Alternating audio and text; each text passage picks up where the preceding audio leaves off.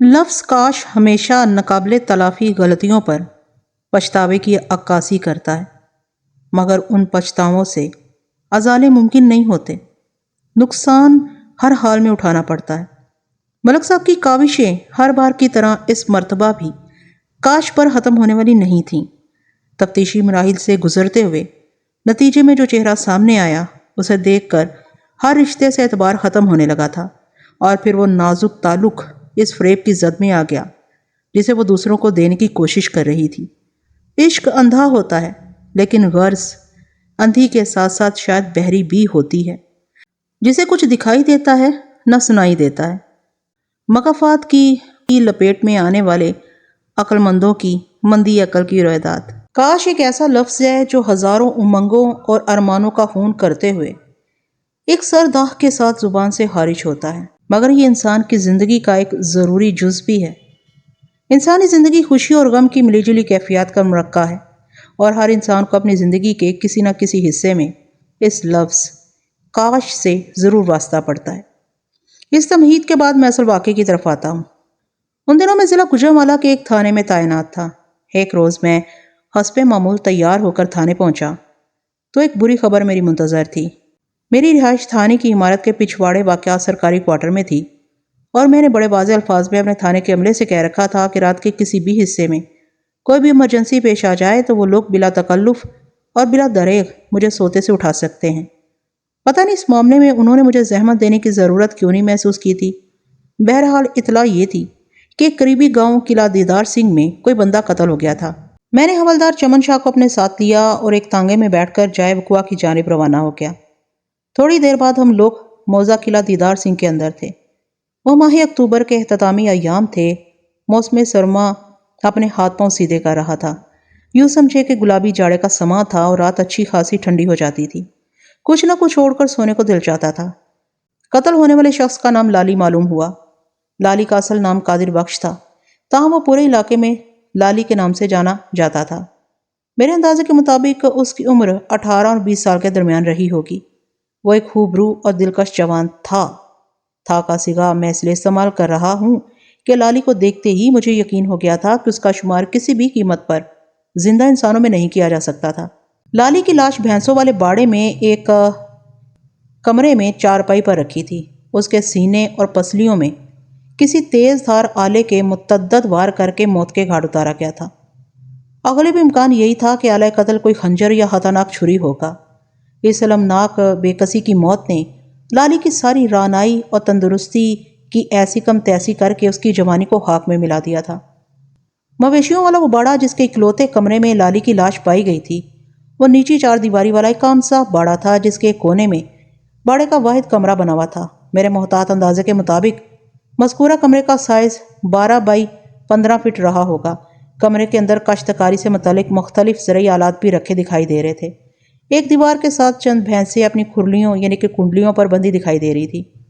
میرے محتاط اندازے کے مطابق مقتول لالی کو سوتے میں قتل کیا گیا تھا۔ حالہ قتل کی تلاشی کے لیے میں نے اس کمرے کے علاوہ باڑے کا بھی ایک ایک حصہ دیکھ لیا، لیکن مجھے اس مقصد میں کامیابی حاصل نہیں ہو سکی تھی۔ ابتدائی پوچھ گچھ کے بعد پتہ چلا کہ مقتول قادر بخش عرف لالی کا گھر اس باڑے سے جڑا ہوا تھا، یعنی مذکورہ باڑہ گھر کے پچھواڑے واقع تھا۔ جائے وقوع کا نقشہ تیار کرنے کے بعد میں نے لالی کی لاش کو پوسٹ مارٹم کے لیے ضلعی اسپتال بھجوا دیا اور خود مقتول کے باپ خدا بخش کے ہمراہ اس کے گھر کی طرف آ گیا۔ میرے استفسار پر خدا بخش نے بھرائی ہوئی آواز میں بتایا، تھانے دار صاحب پچھلے کچھ دنوں سے ادھر قلعے یعنی کہ قلعہ دیدار سنگھ میں ڈنگروں کی چوری کی وارداتوں میں اچھا خاصا اضافہ ہو گیا ہے۔ اس لیے لالی رات کو باڑے کے اندر ہی سو جاتا تھا۔ اگر مجھے پتا ہوتا کہ وہ یوں بے موت مارا جائے گا تو میں ڈنگروں کو بچانے کے لیے اسے بھی باڑے میں سونے کے لیے نہ کہتا۔ تو وہ تمہارے کہنے پر باڑے میں سویا کرتا تھا؟ میں نے پوچھا۔ جی سرکار۔ خدا بخش، تمہیں کب پتا چلا کہ لالی کو یہ اندھوناک جان لیوا واقعہ پیش آ چکا ہے؟ صبح فجر کے وقت جی۔ اس کے جواب پر میں چونکا۔ فجر کے وقت کیا مطلب؟ میں نے پوچھا۔ اتنی صبح تم باڑے میں کیا لینے گئے تھے؟ میں باڑے میں نہیں گیا تھا تھانے دار صاحب، وہ بے بسی سے گردن ہلاتے ہوئے بولا، میں تو اس وقت گہری نیند سو رہا تھا۔ پھر تمہیں کیسے پتا چلا؟ میں نے سوال کیا۔ قاضی صاحب سے، اس نے بتایا۔ یہ قاضی صاحب کون ہے؟ قاضی صاحب کا نام قاضی کبیر ہے جناب، اس نے وضاحت کرتے ہوئے کہا۔ اسی علاقے میں رہتے ہیں، بہت ہی نیک اور پرہیزگار آدمی ہیں۔ ہمارے علاقے کی مسجد میں اذان بھی قاضی صاحب ہی دیتے ہیں۔ قاضی صاحب نے مسجد کی طرف جاتے ہوئے مجھے سوتے سے جگا کر اس واقعے کے بارے میں بتایا تھا۔ خدا بخش کی بات آسانی سے مجھے ہضم نہ ہوئی تو میں نے پوچھ لیا، قاضی کبیر کو کیسے پتا چلا کہ باڑے میں یعنی کمرے کے اندر سوئے ہوئے لالی کو کسی نے قتل کر دیا؟ قاضی صاحب نے مجھے لالی کے قتل کے بارے میں نہیں بتایا تھا۔ پھر؟ میں نے سوالیہ انداز میں اس کی طرف دیکھا۔ انہوں نے باڑے کے اندر سے کسی چھوٹے قد کے بندے کو نکلتے ہوئے دیکھا تھا۔ آپ نے دیکھا ہے کہ میرے لالی کا قد اونچا لمبا ہے۔ قاضی صاحب اس ٹگنے آدمی کو باڑے سے نکلتے دیکھ کر حیران ہوئے اور انہوں نے اسے آواز دے کر روکنے کی کوشش کی، مگر وہ کسی چھلاوے کی طرح تاریکی میں غائب ہو گیا۔ باڑے سے آگے کھیتوں کا سلسلہ ہے جناب، وہ دوڑ کر ادھر ہی گیا تھا۔ قاضی صاحب نے سمجھا کہ شاید وہ کوئی چور اچکا ہے۔ وہ مجھے اس پر اسرار بندے کے بارے میں ہی بتانے آئے تھے۔ انہوں نے مجھے جگا کر کہا تھا کہ مجھے فوری طور پر باڑے کا جائزہ لے کر اس بات کی تسلی کرنا چاہیے کہ اندر مال مویشی پورے ہیں یا نہیں۔ تو تم نے قاضی کبیر کے کہنے پر باڑے کا جائزہ لیا تھا؟ جی تھانے دار صاحب۔ اس نے اس بات میں گردن ہلائی۔ قاضی جی مجھے اس ٹگنے بندے کے بارے میں بتا کر مسجد کی طرف چلے گئے تھے۔ میں نے گھر سے لالٹین اٹھائی اور باڑے کی سمت بڑھ گیا۔ میں نے جمیلہ ببلی کو اس بارے میں کچھ نہیں بتایا تھا۔ یہ جمیلہ اور ببلی کون ہے؟ میں نے پوچھا۔ جمیلہ میری بیوی اور ببلی بیٹی ہے، اس نے بتایا۔ ببلی کا اصل نام عارفہ ہے۔ ببلی لالی سے چھوٹی ہے۔ ہماری یہی دو اولادیں تھی، لیکن اب… بولتے بولتے اس کی آواز رند گئی۔ جب تم باڑے میں پہنچے تو کیا باڑے کا دروازہ کھلا ہوا تھا؟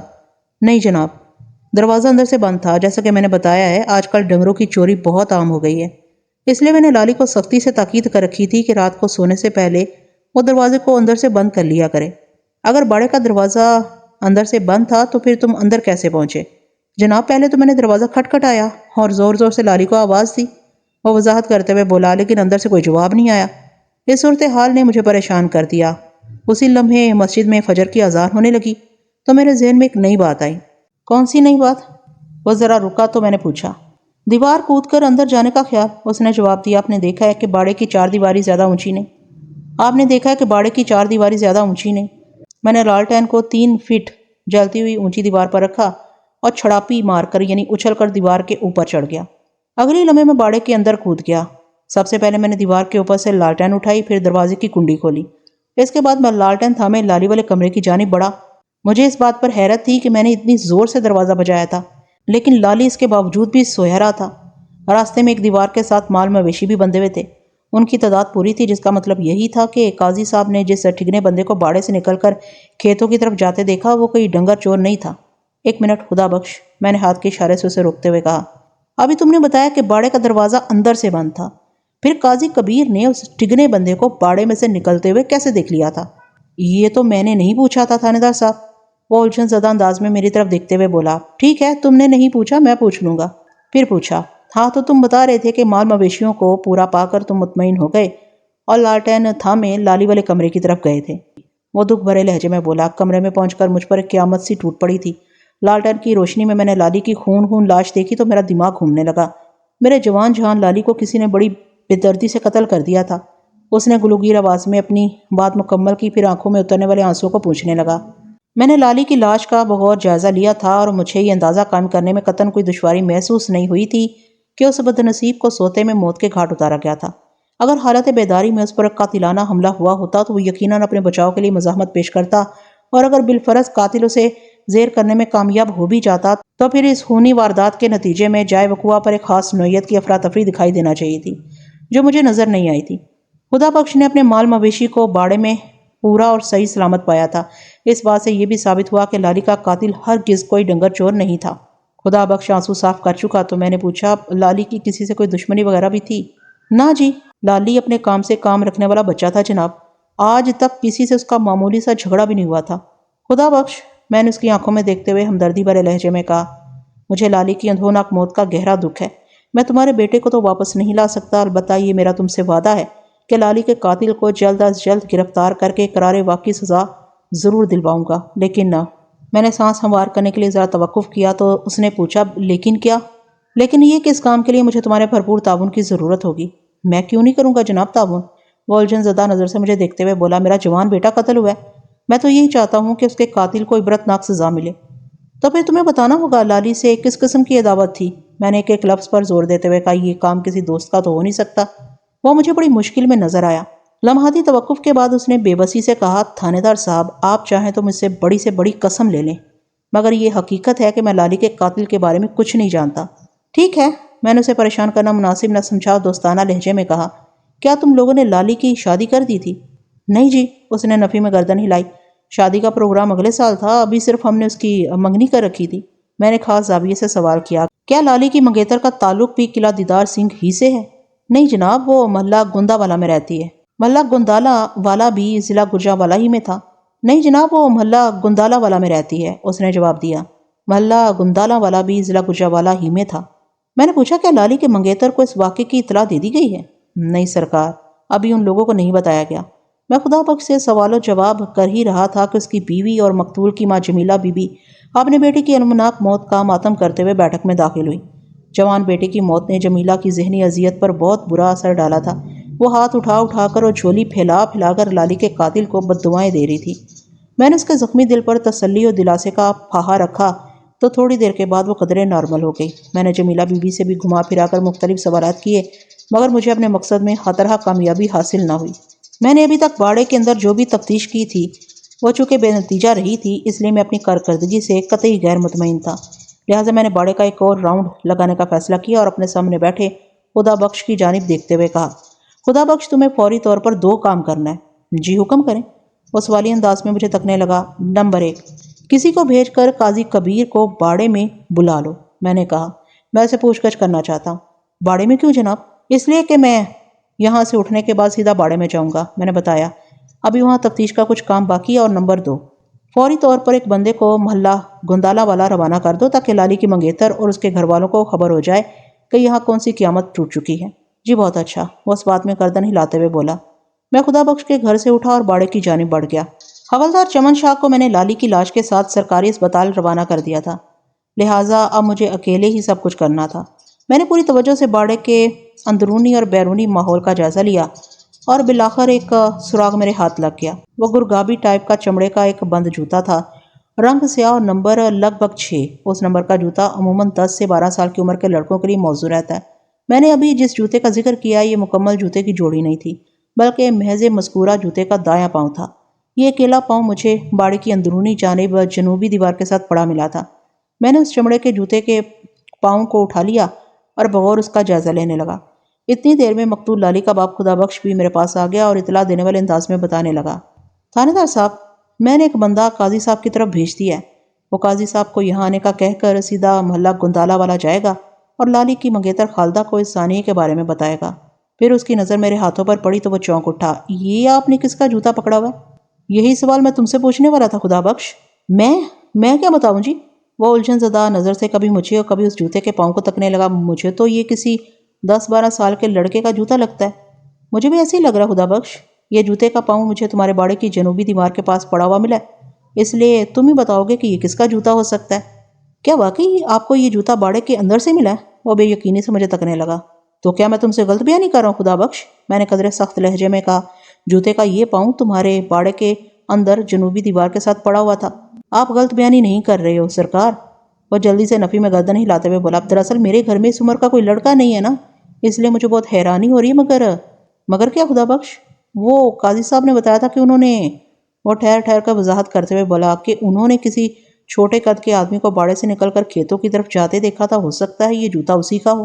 ہاں، یہ ہو سکتا ہے، میں نے تائیدی انداز میں گردن ہلا دی۔ پھر پوچھا، کیا یہاں باڑے میں بچوں اور لڑکوں وغیرہ کا بھی آنا جانا لگا رہتا ہے؟ نہیں جناب، ایسی تو کوئی بات نہیں، وہ میری بات کی تہہ میں اترتے ہوئے بولا۔ یہ باڑا ہے، کوئی کھیل کود کا میدان نہیں۔ ٹھیک ہے، میں نے ایک فوری خیال کے تحت کہا، میں خود پتہ لگا لیتا ہوں کہ یہ جوتا کس لڑکے کا ہے۔ تم قلعہ دیدار سنگھ سے تعلق رکھنے والے 3-4 بچوں کو میرے پاس لے آؤ۔ وہ ایسے بچے ہونے چاہیے جن کی عمریں 10 اور 15 سال کے درمیان ہوں۔ اچھا جی، میں ابھی بچوں کو بلاتا ہوں، وہ اس بات میں گردن ہلاتے ہوئے بولا۔ بات ختم کرتے ہی وہ باڑے سے باہر نکل گیا۔ میں کھوجی نظر سے ایک بار پھر مذکورہ جوتے کے دائیں پاؤں کا جائزہ لینے لگا۔ وہ جوتا نہ تو نیا نکور تھا اور نہ ہی اسے گھسا پٹا کہا جا سکتا تھا۔ وہ کم از کم 6 ماہ اور زیادہ سے زیادہ 1 سال کا استعمال شدہ تھا۔ میں جوتے کے معائنے میں مصروف ہی تھا کہ خدا بخش نصف درجن سے زیادہ بچوں کو گھیر کر باڑے میں لے آیا۔ ان میں ہر عمر اور قد کاٹ کے بچے شامل تھے۔ میں نے وہ جوتا سب کو دکھانے کے بعد پوچھا، تم میں سے یہ جوتا کس کا ہے؟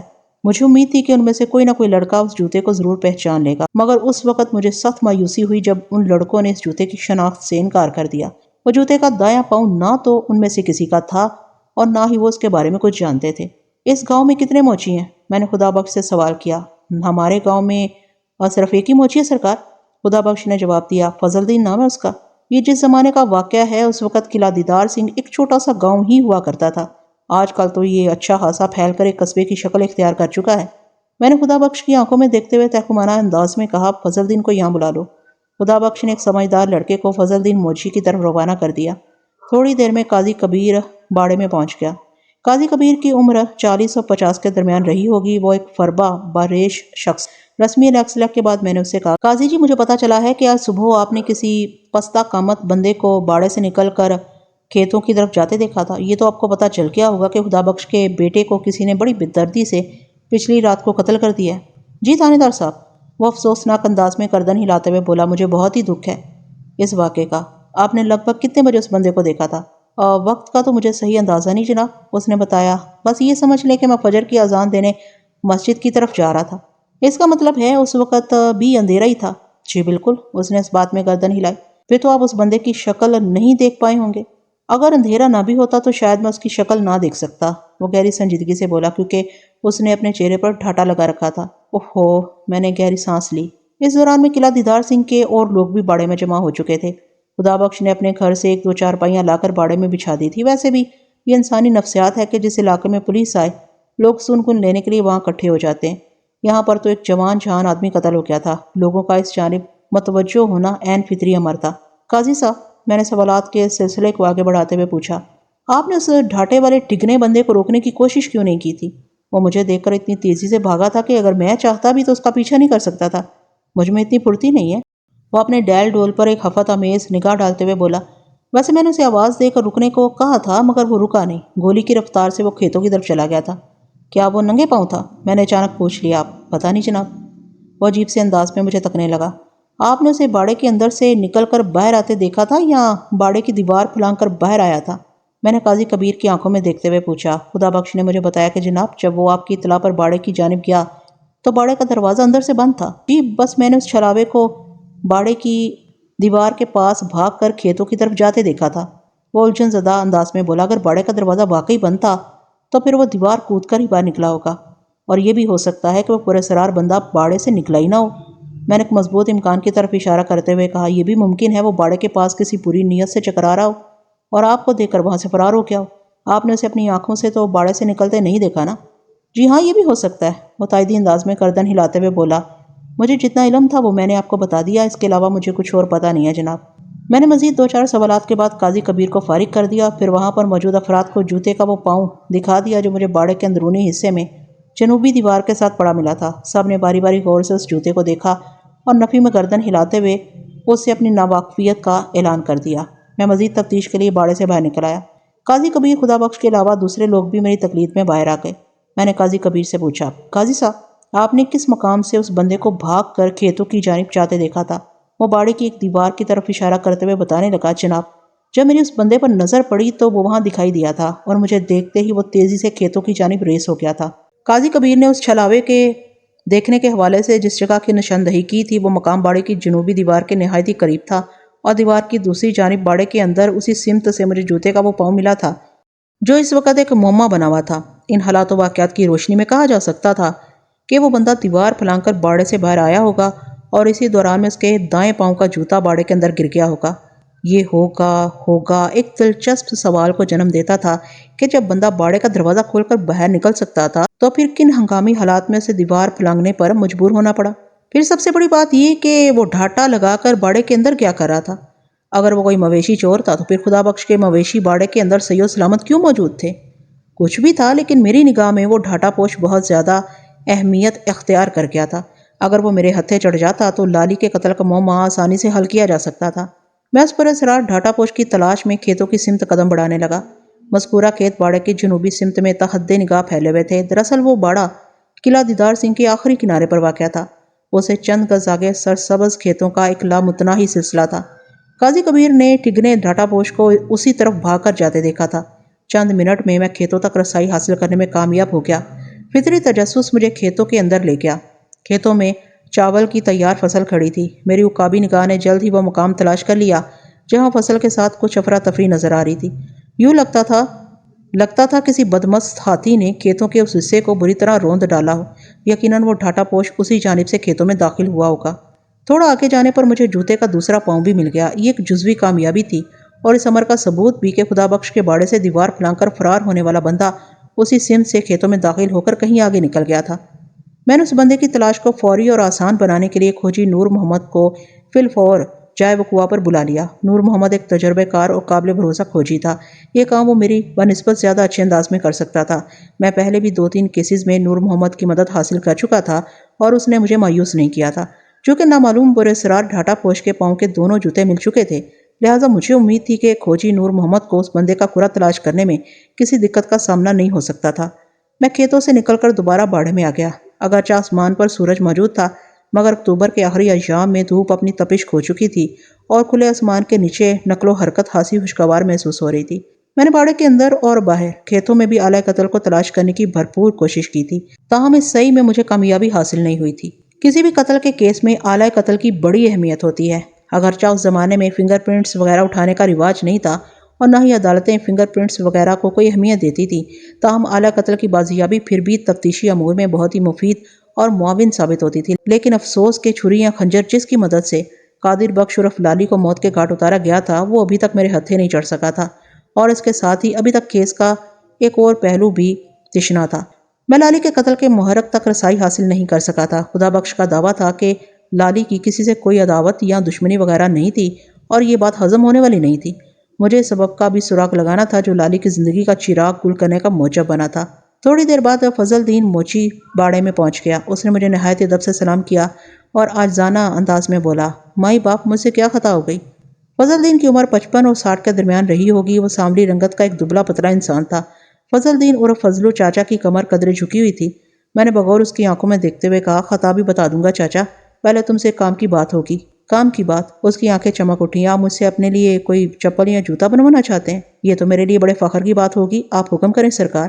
میں ابھی آپ کے پاؤں کا ناپ لے لیتا ہوں۔ ویسے تو میں پہلی نظر میں جان گیا ہوں کہ آپ کو 8 نمبر کا جوتا بہت مناسب فٹ آئے گا، پھر بھی سائز لینا ضروری ہے۔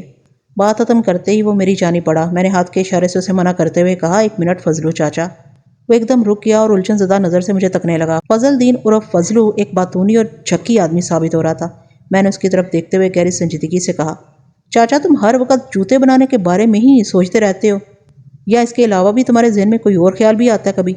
جناب، میں ذات کا موچی ہوں اور پتہ نہیں کتنی ہی پیڑھیوں سے میرا خاندان یہی کام کرتا چلا آ رہا ہے۔ چم یعنی چمڑے سے ہمارا پرانا ساتھ ہے اور جوتے بنانا ہمارا روزگار ہے، یہی ہماری روزی ہے سرکار۔ تمہارے علاوہ قلعہ دیدار سنگھ میں اور کتنے موچی جوتے بنانے کا کام کر رہے ہیں؟ میں نے اپنے اطمینان کی خاطر پوچھ لیا۔ کوئی نہیں جناب، وہ نفی میں گردن ہلاتے ہوئے بولا، صرف ایک میں ہوں۔ میرے بیٹے بھی اس کام میں ہاتھ بٹاتے ہیں۔ قلعہ دیدار سنگھ میں رہنے والوں کے پاؤں میں آپ کو میرے ہی تیار کیے ہوئے جوتے نظر آئیں گے۔ تم صرف جوتے ہی تیار کرتے ہو یا ان کی پہچان بھی ہے تمہیں؟ میں کچھ سمجھا نہیں سرکار۔ وہ متعاملانہ انداز میں مجھے دیکھنے لگا۔ میں نے وضاحت کرتے ہوئے کہا، میں یہ جاننا چاہتا ہوں، کیا تم اپنے ہاتھ کے بنے ہوئے جوتوں کو دیکھ کر پہچان سکتے ہو؟ کیوں نہیں جناب، وہ فخر سے بولا، مجھے اپنے ہاتھ سے بنے ہوئے جوتوں کے ایک ایک تروپے یعنی کہ سلائی کی خوب پہچان ہے اور میں نے ایک نظر دیکھ کر ہی پہچان سکتا ہوں۔ یہ تو ایسی بات ہے جناب جیسے کوئی کسی ماں سے پوچھے، کیا تم اپنی اولاد کو پہچان سکتی ہو؟ اولاد اور جوتوں میں زمین آسمان کا فرق ہوتا ہے۔ کوئی ماں 20-25 سال میں 2-4 یا زیادہ سے زیادہ 10-15 بچے پیدا کر لے گی، لیکن اسی عرصے میں کوئی موچی 10-20 ہزار جوتے بھی تیار کر سکتا ہے، جنہیں یاد رکھنا یقیناً ایک ناممکن سی بات ہے۔ لیکن میں نے فضلو بابا سے کسی قسم کی بحث مناسب نہ جانی اور گہری سنجیدگی سے پھر پوچھا، کیا تمہیں یہ بھی یاد رہ جاتا ہے کہ تم نے کون سا جوتا کس بندے کے لیے تیار کیا تھا؟ میں یہ بات دعوے سے تو نہیں کہہ سکتا سرکار، لیکن اگر وہ جوتا پچھلے 6-8 مہینے میں تیار ہوا ہو تو میں بڑی آسانی سے اس شخص کا نام بھی بتا سکتا ہوں جس نے مجھ سے وہ جوتا بنوایا ہو۔ بس اتنا ہی کافی ہے، میں نے سرسری لہجے میں کہا۔ ابھی تمہاری یادداشت کا امتحان ہو جاتا ہے۔ میں نے نامعلوم ٹگنے ڈھاٹا پوش کے متوقع جوتے ایک تھیلے میں ڈال رکھے تھے۔ مذکورہ جوتے میں نے تھیلے میں سے نکال کر فضلو موچی کے حوالے کر دی اور کہا، ان جوتوں کا اچھی طرح جائزہ لینے کے بعد اپنی عالمانہ رائے دو۔ فضلو موچی پورے 2 منٹ تک ان جوتوں کو گھما پھرا کر دیکھتا رہا، پھر نفی میں گردن ہلاتے ہوئے بولا، نہیں سرکار، یہ جوتے میرے ہاتھ کے تو بنے ہوئے نہیں ہیں۔ میں نے ایک ایک جوڑ دے کر اچھی طرح تسلی کر لی ہے۔ یہ کسی 10-12 سال کے لڑکے کے لگتے ہیں۔ کس کے ہیں یہ جوتے؟ بات ختم کر کے اس نے سوالیہ نظر سے مجھے دیکھا تو میں نے کہا، یہ اس شخص کے جوتے ہیں جو ممکنہ طور پر لالی کا قاتل ہو سکتا ہے۔ وہ کوئی ایسا بچہ نہیں ہے بلکہ پورا آدمی ہے، بس قد کاٹ اور جثے میں مار کھا کے۔ وہ کوئی بچہ نہیں بلکہ پورا آدمی ہے، بس قد کاٹ اور جثے میں مار کھا گیا ہے۔ ایک جوتا مجھے باڑے کے اندر سے اور دوسرا ادھر کھیتوں میں سے ملا ہے، اور قاضی کبیر نے آج علیل صبح ایک ٹھگنے بندے کو باڑے کی جانب سے بھاگ کر کھیتوں کی طرف جاتے دیکھا تھا۔ ایک اندازے کے مطابق وہی ٹھگنا شخص قادر بخش عرف لالی کا قاتل ہے۔ تم سے ان جوتوں کی شناخت اسی سلسلے میں کرائی جا رہی ہے، لیکن تم تو ان جوتوں کو پہچاننے سے صاف انکاری ہو۔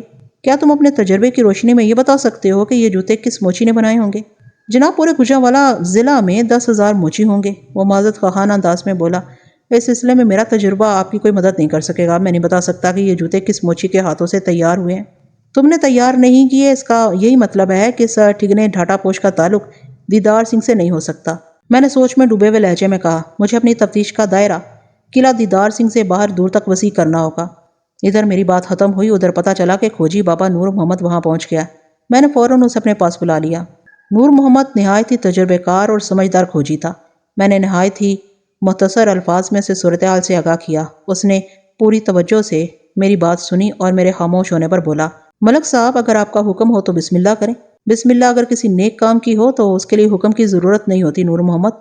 میں نے ایک ایک لفظ پر زور دیتے ہوئے کہا، آپ قاتل کا کھرا نکالنے کے لیے 100 بار بسم اللہ کر سکتے ہیں، تو پھر میں اپنے کام کو وہاں سے شروع کروں گا جہاں قتل کی واردات ہوئی ہے۔ ٹھگنے ڈھاٹا پوش اور 6 نمبر کے جوتے کو میں بعد میں دیکھ لوں گا، ویسے یہ جوتے آپ میرے حوالے کر دیں۔ میں نے اس کی فرمائش پوری کر دی۔ نور محمد کھوجی نے باڑے کے کونے میں تعمیر شدہ اکلوتے کمرے سے اپنے کام کا آغاز کیا، اور اس آغاز سے پہلے اس نے مجھ سے کہا تھا، ملک صاحب کام تو آپ نے شروع کرا دیا، لیکن آپ کو یہ تو پتا ہوگا۔ ہاں اچھی طرح پتا ہے۔ میں نے کھوجی کی بات پوری ہونے سے پہلے ہی کہہ دیا، اس اسپیشل کام کے لیے تمہیں کوئی انعام شنام بھی چاہیے ہوگا۔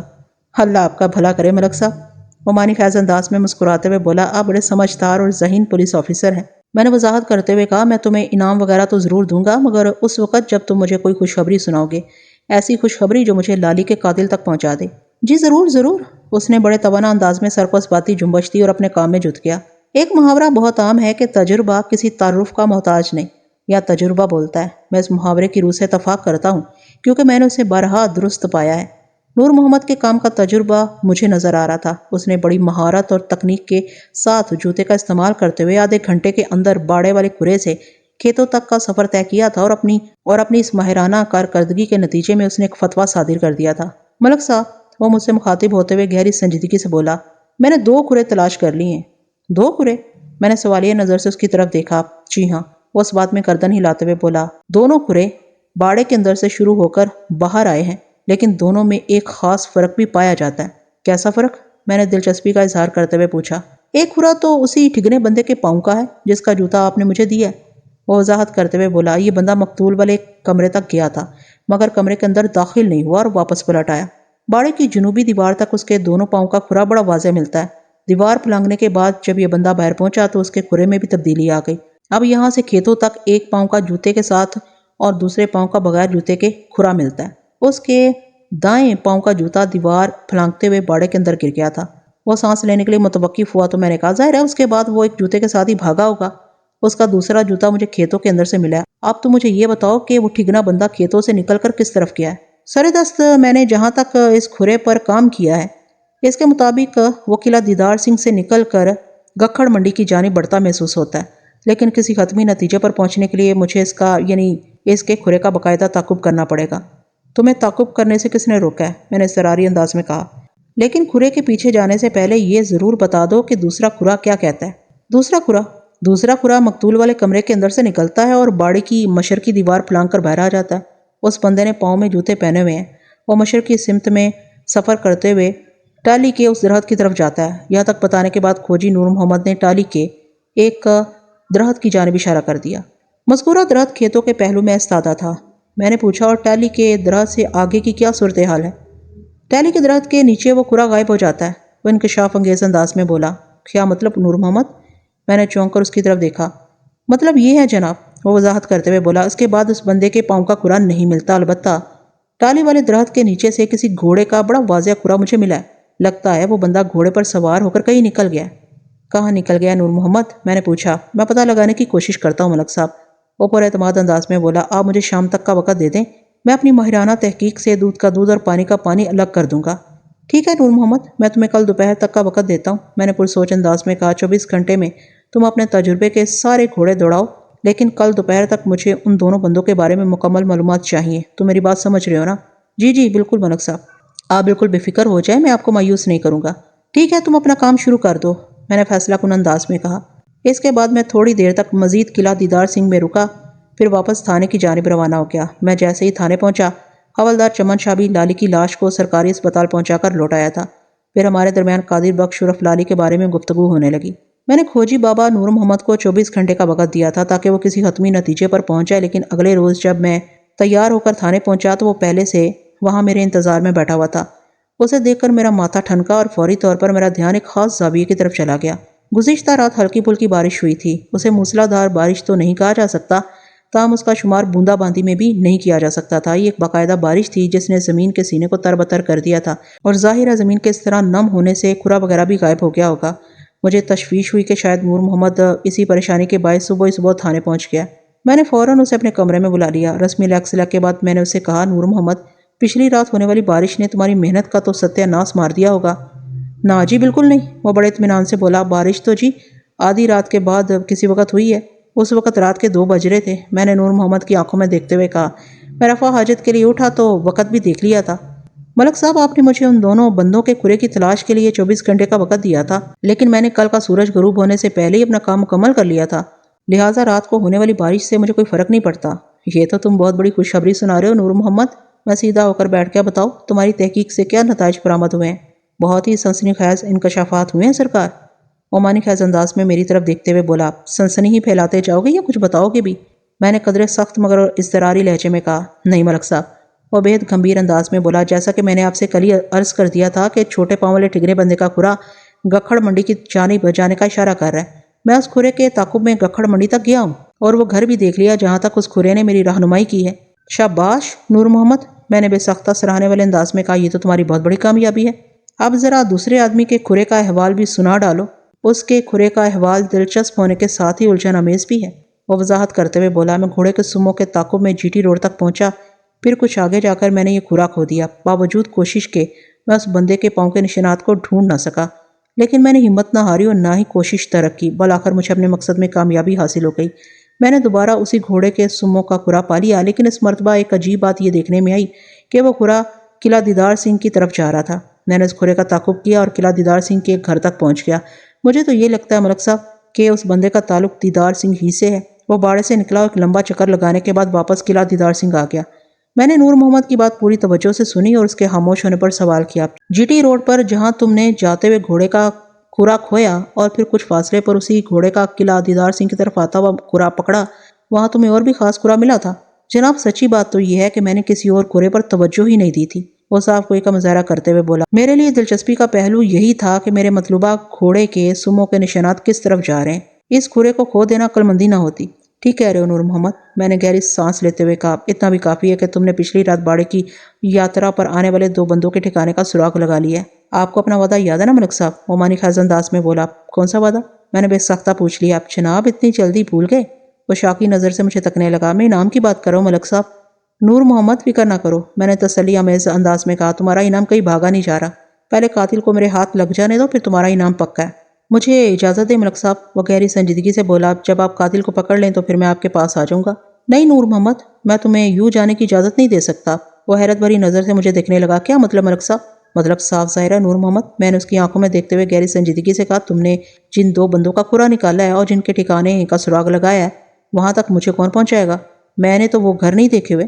آج کا سارا دن تمہیں میرے ساتھ رہنا ہے۔ دعا کرو شام سے پہلے لالی کا قاتل میری گرفت میں آ جائے اور تمہیں بھی آج ہی انعام مل جائے۔ ٹھیک ہے جناب، جیسی آپ کی مرضی، وہ ایک ٹھنڈی سانس لیتے ہوئے بولا۔ بتائیں پہلے کس طرف جانا ہے؟ پہلے ادھر جائیں گے جو جگہ تھانے سے زیادہ نزدیک ہوگی، یعنی قلعہ دیدار سنگھ۔ اس نے اس بات میں گردن ہلا دی۔ تھوڑی دیر کے بعد میں نے کانسٹیبل کو ساتھ لیا اور کھوجی بابا نور محمد کی معیت میں قلعہ دیدار سنگھ پہنچ گیا۔ میں نے مقتول قادر بخش عرف لالی کے باپ خدا بخش کے گھر کا رخ نہیں کیا تھا، اس سے بعد میں بھی ملاقات ہو سکتی تھی۔ نور محمد مجھے قلعہ دیدار سنگھ کے جس گھر کے دروازے تک لے گیا وہ کسی انور جٹ کا گھر تھا۔ نور محمد نے بڑے یقینی انداز میں مجھے بتایا تھا کہ جس گھوڑے کے کھرے کا اس نے تعاقب کیا تھا وہ باڑے سے جی ٹی روڈ تک اور پھر جی ٹی روڈ سے اس گھر تک آیا تھا۔ ملک صاحب، میں نے آپ کو پہلی منزل تک پہنچا دیا ہے، وہ فخریہ لہجے میں بولا۔ اب آگے آپ کا کام شروع ہوتا ہے۔ میں نے اس کی بات کا جواب نہیں دیا اور کانسٹیبل علی حسن کی طرف دیکھا۔ کانسٹیبل فوراً میری آنکھ کا اشارہ سمجھ گیا اور آگے بڑھ کر اس نے انور جٹ کے دروازے پر دستک دی۔ دوسری دستک کے جواب میں ایک خوبصورت عورت نے دروازہ کھولا۔ میں اور کانسٹیبل علی حسن سرکاری یونیفارم میں تھے۔ ہم پر نظر پڑتے ہی وہ عورت چونکی اور بے ساختہ اس کے منہ سے نکلا، ہائے ربا، پولیس! اس کے ساتھ ہی اس نے جلدی سے دروازہ بند کرنے کی کوشش کی، لیکن میں نے اس سے بھی زیادہ تیزی دکھائی اور دروازے کے بیچ پاؤں پھنسا کر اس کی کوشش کو ناکام بنا دیا۔ اسی لمحے اندر سے ایک مردانہ اکتائی ہوئی آواز ابھری، زاہدہ، باہر کون ہے؟ زاہدہ یقیناً اس عورت کا نام تھا جس نے دروازہ کھولا تھا اور اپنے سامنے دو پولیس والوں کو چاقو چوبند کھڑے دیکھ کر بدک گئی تھی۔ اس کے رد عمل نے مجھے شک میں ڈال دیا تھا۔ مجھے یقین ہو گیا کہ دال میں کچھ کالا ہے، ورنہ زاہدہ ہمیں دیکھ کر یوں خوفزدہ نہ ہوتی۔ چاچا، دروازے پر پولیس آئی ہے، زاہدہ نے استفسار کرنے والے شخص کو جواب دیا۔ میں نے سخت لہجے میں اسے پوچھا، بی بی، کیا یہ انور جٹ کا گھر ہے؟ زیادہ بدکنے کے بعد دروازے کی اوٹ میں ہو گئی تھی۔ اس کی شکل مجھے نظر نہیں آ رہی تھی۔ اس نے دروازے کے پیچھے ہی سے جواب دیا، جی، انور جٹ میرے خاوند کا نام ہے۔ پولیس ہمارے گھر کیا لینے آئی ہے؟ اندر سے اسی شخص نے پوچھا۔ زاہدہ نے جسے چاچا کہہ کر مخاطب کیا تھا، ٹھہرو، میں آ رہا ہوں۔ انور جٹ کو باہر بھیجو، میں نے زاہدہ سے کہا۔ میں ایک کیس کے سلسلے میں اسے پوچھ گچھ کرنے آیا ہوں۔ انور تو گھر میں نہیں ہے جی۔ گھر میں نہیں ہے تو پھر کہاں ہے؟ میں نے کڑے لہجے میں پوچھا۔ اس نے بتایا، وہ کل صبح کا ایمن آباد گیا ہوا ہے جی۔ واپس کب آئے گا وہ؟ کہہ گیا ہے آج شام تک واپس آ جائے گا، زاہدہ نے جواب دیا۔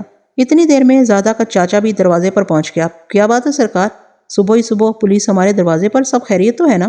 اس بندے کی عمر 60 کے آس پاس نظر آتی تھی۔ وہ جس طرح آنکھوں کو میچ کر ہماری طرف دیکھ رہا تھا، اس سے مجھے یہ اندازہ قائم کرنے میں کسی دشواری کا سامنا نہیں ہوا کہ اس کی دور کی نگاہ کمزور ہو چکی تھی۔ تم سیانے بیانے ہو چاچا، پولیس خواہ تو کسی کے دروازے پر نہیں آتی۔ پتر، وہی تو میں بھی پوچھ رہا ہوں۔ وہ باری باری ہم سب کو دیکھتے ہوئے بولا، آخر معاملہ کیا ہے؟ معاملہ جو بھی ہے وہ یوں گلی میں کھڑے کھڑے تو نہیں بتایا جا سکتا۔ میں نے ادھر ادھر نگاہ دوڑاتے ہوئے کہا، کیا تمہارے گھر میں بیٹھنے کے لیے کوئی جگہ نہیں ہے؟ میں نے دیکھا کہ ہماری آمد پر گلی میں نصف درجن لوگ جمع ہو گئے تھے۔ ان سب کے چہروں پر گہری تشویش پائی جاتی تھی۔ ان سب کے ذہنوں میں یقیناً ایک ہی سوال ہوگا کہ پولیس انور جٹ کے دروازے پر کیا کرنے آئی ہے۔ میرے استفسار کے جواب میں زاہدہ کے چاچا نے جلدی سے کہا، کیوں نہیں جناب، آپ اندر بیٹھک میں بیٹھ کر آرام سے بات کریں۔ ویسے میں آپ کو یہ بتا دوں کہ انور جٹ گھر میں موجود نہیں۔ ٹھیک 1 منٹ کے بعد ہم اندر بیٹھک میں بیٹھے ہوئے تھے۔ زاہدہ اور اس کے چاچا بھی ہمارے سامنے موجود تھے۔ اس شخص کا نام مشتاق جٹ معلوم ہوا۔ وہ انور جٹ کا باپ تھا۔ انور کی ماں کا کافی عرصہ پہلے انتقال ہو گیا تھا۔ یہ صرف 3 افراد کا کنبہ تھا۔ انور جٹ اور زاہدہ کی شادی چند ماہ پہلے ہی ہوئی تھی۔ مشتاق جٹ کی بنیائی قدرے کمزور تھی۔ وہ لوگ کاشتکاری کرتے تھے۔ ان کے پاس 10 ایکڑ زرعی اراضی تھی جو ان کی تمام ضروریات کو پورا کرنے کے لیے کافی تھی۔ زاہدہ کی عمر 20 اور 25 سال کے درمیان رہی ہوگی۔ وہ ایک دلکش اور پرکشش لڑکی تھی۔ اس کی آنکھوں سے تیزی اور تراری ٹپکتی تھی۔ میں نے بوڑھے مشتاق جٹ کی طرف دیکھتے ہوئے کہا، چاچا، تمہاری بہو نے بتایا کہ انور جٹ کل صبح ایمن آباد گیا تھا اور اس کی واپسی شام تک ہوگی۔ کیا وہ پچھلی رات گھر میں موجود تھا؟ میں نے مشتاق جٹ سے اس رات کے بارے میں پوچھا تھا جس رات لالی کو باڑے میں موت کے گھاٹ اتارا گیا تھا۔ اس نے پروسوخ انداز میں جواب دیا، جی ہاں، وہ تو ہر رات گھر میں موجود ہوتا ہے، بس پچھلی رات اس نے ایمن آباد میں گزاری ہے اور آج شام تک وہ واپس آ جائے گا۔ وہ کس کام سے گیا ہے؟ میں نے پوچھا۔ ایک بندے سے کچھ رقم لینا تھی جناب، مشتاق جٹ نے بتایا۔ کتنی رقم اور کس بندے سے؟ اس بندے کا نام سودی شاہ ہے جی، اس نے بتایا۔ کافی عرصے سے سودی شاہ کی طرف 1000 روپے پھنسے ہوئے۔ انور اسی سلسلے میں، سودی شاہ کا اصل نام مسعود ہے جی۔ کیا انور جٹ بس کے ذریعے ایمن آباد گیا ہے؟ میں نے پوچھا۔ نہیں جناب، وہ نفی میں گردن ہلاتے ہوئے بولا، وہ اپنے گھوڑے پر بیٹھ کر گیا ہے۔ گھوڑے کے ذکر پر میں نے چونک کر نور محمد کی جانب دیکھا۔ وہ بھی من خیز انداز میں مجھے تکنے لگا۔ اس صورتحال نے مشتاق جٹ اور زاہدہ کو بے چین کر دیا۔ زاہدہ نے اضطراری لہجے میں پوچھا، تھانے دار صاحب، آخر بات کیا ہے؟ آپ کس قسم کی تفتیش کرتے پھر رہے ہیں؟ جی سرکار، کچھ پتہ تو چلے، آپ کو کس سلسلے میں انور کی تلاش ہے؟ مشتاق جٹ کی تشویش بھری آواز ابھری۔ سلسلہ بہت سنگین ہے چاچا، میں نے سنسناتے ہوئے لہجے میں کہا۔ تمہیں پتہ ہے نا، پچھلی رات کسی نے خدا بخش کے بیٹے لالی کو باڑے میں قتل کر دیا تھا۔ جی، بہت ہی افسوسناک واقعہ ہے، وہ دکھی لہجے میں بولا۔ لالی بیچارے کے ساتھ بہت ظلم ہوا ہے، لیکن اس نے الجھن زدہ انداز میں مجھے دیکھ کر پوچھا، لالی کے قتل سے میرے بیٹے کا کیا تعلق؟ آپ انور سے کس قسم کی پوچھ گچھ کرنا چاہتے ہیں؟ تعلق نکلا ہے تو میں تمہارے دروازے پر آیا ہوں نا چاچا، میں نے مضبوط لہجے میں کہا۔ میں نے ایک ماہر کھوجی سے قاتل کا کھرا نکلوایا اور اس کھرے نے ہی مجھے تمہارے گھر تک پہنچایا۔ کیا مطلب جی؟ مشتاق جٹ پریشان ہو گیا۔ قاتل باڑے میں سے نکل کر ٹالی کے درخت کے نیچے پہنچا تھا اور پھر وہاں سے گھوڑے پر بیٹھ کر جی ٹی روڈ کی طرف گیا اور وہاں سے گھوم کر اس گھر تک آیا تھا، میں نے ٹھہرے ہوئے انداز میں بتایا۔ اب تو تمہاری سمجھ میں آ گیا ہوگا کہ میں تمہارے بیٹے سے کیوں پوچھ گچھ کرنا چاہتا ہوں۔ آپ کا اندازہ ٹھیک نہیں ہے تھانے دار صاحب، مشتاق جٹ نے کہا۔ میرا بیٹا کسی کے قتل میں ملوث نہیں ہو سکتا۔ چاچا بالکل ٹھیک کہہ رہے ہیں، زاہدہ نے جلدی سے کہا۔ انور ایسا نہیں کر سکتا، آپ کو یقین نہیں آ رہا تو گھر کی تلاشی لے لیں۔ تلاشی کس بات کی؟ مشتاق نے گھور کر اپنی بہو کو دیکھا۔ انور کوئی گھر میں تھوڑی چھپا ہوا ہے، وہ ایمن آباد گیا ہوا ہے اور شام کو واپس آئے گا۔ نہیں چاچا، میں انور کی بات نہیں کر رہی، زاہدہ نے ٹھہرے ہوئے لہجے میں کہا۔ وہ تو مجھے بھی پتا ہے کہ انور ایسا سنگین جرم کر ہی نہیں سکتا۔ پھر تم نے گھر کی تلاشی کی بات کیوں کی؟ مشتاق نے پوچھا۔ تھانے دار جی کو شک ہے کہ قاتل گھوڑے پر سوار ہو کر ہمارے گھر تک آیا ہے، زیادہ وضاحت کرتے ہوئے بولی۔ اگر یہ ہمارے گھر کی تلاشی لے لیں گے تو انہیں یقین آ جائے گا کہ ہم نے کسی قاتل کو اپنے گھر میں پناہ نہیں دے رکھی۔ چاچا، تمہیں گھر کی تلاشی لینے پر کوئی اعتراض ہے؟ میں نے مشتاق جٹ کی طرف دیکھتے ہوئے سخت لہجے میں پوچھا۔ نہیں سرکار، مجھے کوئی اعتراض نہیں، نرم لہجے میں بولا۔ میں تو صرف یہ کہہ رہا تھا کہ میرا بیٹا قتل کی کسی واردات میں ملوث نہیں ہو سکتا۔ اس بات کا فیصلہ میں خود کر لوں گا کہ انور جٹ کسی واردات میں ملوث ہے یا نہیں، میں نے سرسری انداز میں کہا۔ وہ جب ایمن آباد سے واپس آئے گا تو میں اس کی خبر لے لوں گا، پہلے اس گھر کی تلاشی ضروری ہے۔ ادھر میری بات ختم ہوئی، ادھر زاہدہ ایک جھٹکے سے اٹھ کر کھڑی ہو گئی۔ مشتاق جٹ نے اسے پوچھا، کیا ہوا زاہدہ؟ تھانے دار جی ہمارے گھر کی تلاشی لیں گے تو ان کے ساتھ رہنا تو ہوگا نا؟ وہ جلدی سے بولی۔ چاچا کی تو طبیعت خراب ہے، میں دیکھتی ہوں اس معاملے کو، آپ آرام کرو۔ ایک بات کو میں نے خاص طور پر محسوس کیا کہ ان کی بہو سسر میں ذہنی ہم آہنگی نہیں پائی جاتی تھی۔ دونوں کو تو یہ یقین تھا کہ انور جٹ لالی کے قتل میں ملوث نہیں ہو سکتا، لیکن میری تفتیش کے سلسلے میں دونوں کا رویہ جدا تھا۔ زاہدہ میرے ساتھ مکمل تعاون کر رہی تھی، جبکہ مشتاق جٹ اس سلسلے میں خاصا گریزاں دکھائی دیتا تھا۔ میں اس فرق کو ذہن میں رکھتے ہوئے اٹھ کر کھڑا ہو گیا اور زاہدہ کی رہنمائی میں گھر کی تلاشی لینے لگا۔ وہ ایک درمیانے سائز کا عام سا گھر تھا۔ میں نے مذکورہ مکان کا کونا کونا چھان مارا، ایک کمرے سے دوسرے اور دوسرے سے تیسرے کمرے میں جاتے ہوئے بالآخر کامیابی نے میرے قدم چوم لیے۔ اس دوران میں زاہدہ کسی سائے کی طرح میرے ساتھ رہی تھی۔ لکڑی کی ایک بڑی الماری کے پیچھے سے میں ایک گٹھری ڈھونڈ نکالنے میں کامیاب ہو گیا۔ زاہدہ اس گٹھری کو دیکھ کر بری طرح چونک اٹھی۔ اس نے سرسراتے ہوئے لہجے میں پوچھا، یہ کیا ہے تھانے دار صاحب؟ یہ تمہارے گھر سے برآمد ہوئی ہے زاہدہ، میں نے چپتے ہوئے لہجے میں کہا۔ تم ہی بتاؤ گی کہ یہ کیا ہے؟ میں تو اس کے بارے میں کچھ نہیں جانتی۔ وہ خوفزدہ انداز میں کبھی مجھے اور کبھی اس گٹھری کو تکنے لگی۔ مجھے نہیں پتا اب یہ کس نے یہاں رکھی ہے۔ اس دوران میں چاچا مشتاق بھی ہمارے قریب پہنچ گیا تھا۔ میں نے مذکورہ گٹھری کی گرہ کھولتے ہوئے زیادہ سے کہا، فکر نہیں کرو، ابھی سب پتہ چل جاتا ہے یہ گٹھری کس کی ہے۔ میں نے ان دونوں سسر بہو کی موجودگی میں ان کی آنکھوں کے سامنے وہ گٹھری کھول ڈالی۔ اگلے لمحے مجھ سمیت وہاں موجود تمام لوگ حیران رہ گئے۔ گٹھری کے اندر سے خون آلود لباس برآمد ہوا۔ میں نے اس لپٹے ہوئے مردانہ لباس کو بھی کھول کر دیکھا۔ لباس کے اندر ایک خون آلود خنجر کو چھپا کر رکھا گیا تھا۔ کپڑوں اور خنجر کی دھار پر لگا ہوا خون خشک ہو کر گہری رنگت اختیار کر چکا تھا۔ میں نے یہ تمام چیزیں زیادہ کے سامنے پھیلاتے ہوئے طنزیہ لہجے میں پوچھا، ان کو پہچانتی ہو؟ جی، یہ لباس تو انور ہی کا ہے، وہ بے یقینی سے خون آلود کپڑوں کو دیکھتے ہوئے بولی، مگر میری سمجھ میں نہیں آ رہا یہ سب کیا ہے؟ مشتاق جٹ پر بھی صورتحال واضح ہو چکی تھی۔ وہ دونوں ہاتھوں سے سر کو تھامتے ہوئے بولا، یا مولا یہ سب کیا ہو رہا ہے؟ جب انور جٹ میرے ہتھے چڑھے گا تو آپ لوگوں کو سب کچھ پتہ چل جائے گا کہ کیا ہو چکا ہے اور کیا ہو رہا ہے اور کیا ہونے والا ہے۔ میں نے ایک ایک لفظ پر زور دیتے ہوئے زہریلے لہجے میں کہا، انور کا خون آلود لباس اور اس کے اندر لپٹا ہوا خنجر جو کہانی سنا رہا ہے، اسے واضح ہوتا ہے کہ لالی کو انور جٹ ہی نے موت کے گھاٹ اتارا ہے۔ میں ابھی اس کی گرفتاری کے لیے ایمن آباد جا رہا ہوں۔ مجھے بتاؤ وہ سودی شاہ ایمن آباد میں کس جگہ رہتا ہے؟ میں شام تک یہاں بیٹھ کر انور کی واپسی کا انتظار نہیں کر سکتا۔ مشتاق جٹ نے مجھے سودی شاہ کے گھر کا ایڈریس بتا دیا۔ ایمن آباد گجرانوالہ شہر سے جنوب میں 5-6 میل کے فاصلے پر واقع ایک چھوٹا سا گاؤں تھا۔ سودی شاہ کو وہاں تلاش کرنا دشوار نہیں تھا۔ میں مشتاق جٹ کے گھر سے نکلنے لگا تو وہ منت ریز لہجے میں بولا، تھانے دار صاحب، میرا بیٹا قاتل نہیں ہو سکتا۔ لالی سے اس کی کوئی دشمنی نہیں تھی، وہ لالی کے خون میں ہاتھ نہیں رکھ سکتا۔ کمال کرتے ہو تم بھی چاچا، میں نے حفقی آمیز انداز میں کہا۔ آلہ قتل اور تمہارے بیٹے کا خون آلود لباس اسی گھر کے اندر سے برآمد ہوا ہے اور تم کہہ رہے ہو لالی کے قتل میں انور جٹ کا کوئی ہاتھ نہیں۔ میں اس خون آلود لباس اور خنجر کو ابھی لیبارٹری ٹیسٹ کے لیے بھیج رہا ہوں، پھر دودھ کا دودھ اور پانی کا پانی الگ ہو جائے گا۔ اس گھر میں صرف 3 افراد رہتے ہیں، انہی میں سے کسی نے اس گٹھری کو لکڑی کی الماری کے پیچھے چھپایا ہوگا نا؟ بتاؤ چاچا، اگر انور کا لالی کے قتل میں کوئی ہاتھ نہیں تو پھر تم دونوں میں سے کس نے یہ کام کیا ہے؟ بتاؤ، تم دونوں میں سے کس نے لالی کو قتل کیا ہے؟ کسی نے نہیں سرکار، وہ بے بسی سے میری طرف دیکھتے ہوئے بولا۔ اس وقت میرا دماغ کام نہیں کر رہا، لیکن مجھے اس بات کا یقین ہے کہ ہم تینوں میں سے کسی نے لالی کو قتل نہیں کیا۔ پھر یہ گٹھری الماری کے پیچھے کیسے پہنچی؟ اس سوال کا اس کے پاس کوئی جواب نہیں تھا۔ وہ شکست خوردہ انداز میں گردن ہلاتے ہوئے بولا، میرے تو کچھ بھی سمجھ میں نہیں آ رہا۔ سونر اب ہی جانتا ہے اس راز کی حقیقت کیا ہے۔ سونر اب تو ہر چیز سے واقف ہے چاچا، میں نے گمبھیر انداز میں کہا، لیکن میں تمہیں یقین دلاتا ہوں کہ رات تک تمہیں بھی پتہ چل جائے گا اس راز کی حقیقت کیا ہے۔ بس ذرا انور جٹ کو میرے ہتھے چڑھنے دو، پھر سب کچھ سامنے آ جائے گا۔ مشتاق جٹ کے پاس کہنے کے لیے کچھ بھی نہیں تھا، لہٰذا وہ رحم طلب نظر سے مجھے دیکھنے لگا۔ زاہدہ ابھی مجھے گہری تشویش میں گھری نظر آئی۔ میں ان کے گھر سے باہر نکل آیا۔ ہم انور جٹ کی گلی سے باہر نکلے تو کھوجی بابا نے مجھ سے کہا، ملک صاحب اب آپ کا کس طرف جانے کا ارادہ ہے؟ ظاہر ہے میں پہلی فرصت میں احمد آباد روانہ ہونا چاہتا ہوں، میں نے ٹھوس انداز میں کہا۔ اتنے بڑے ثبوت کے مل جانے کے بعد انور جٹ کو ایک لمحے کے لیے بھی نظر انداز کر دینا سنگین غلطی ہوگی۔ اور گکھڑ والی والے کام کا کیا ہوگا؟ اس نے سوالیہ نظر سے مجھے دیکھا۔ وہ کام بھی ضرور ہوگا، میں نے ٹھوس لہجے میں کہا۔ میں احمد آباد جاؤں گا اور تم حوالدار چمن شاہ کے ساتھ گکھڑ منڈی کا رخ کرو گے۔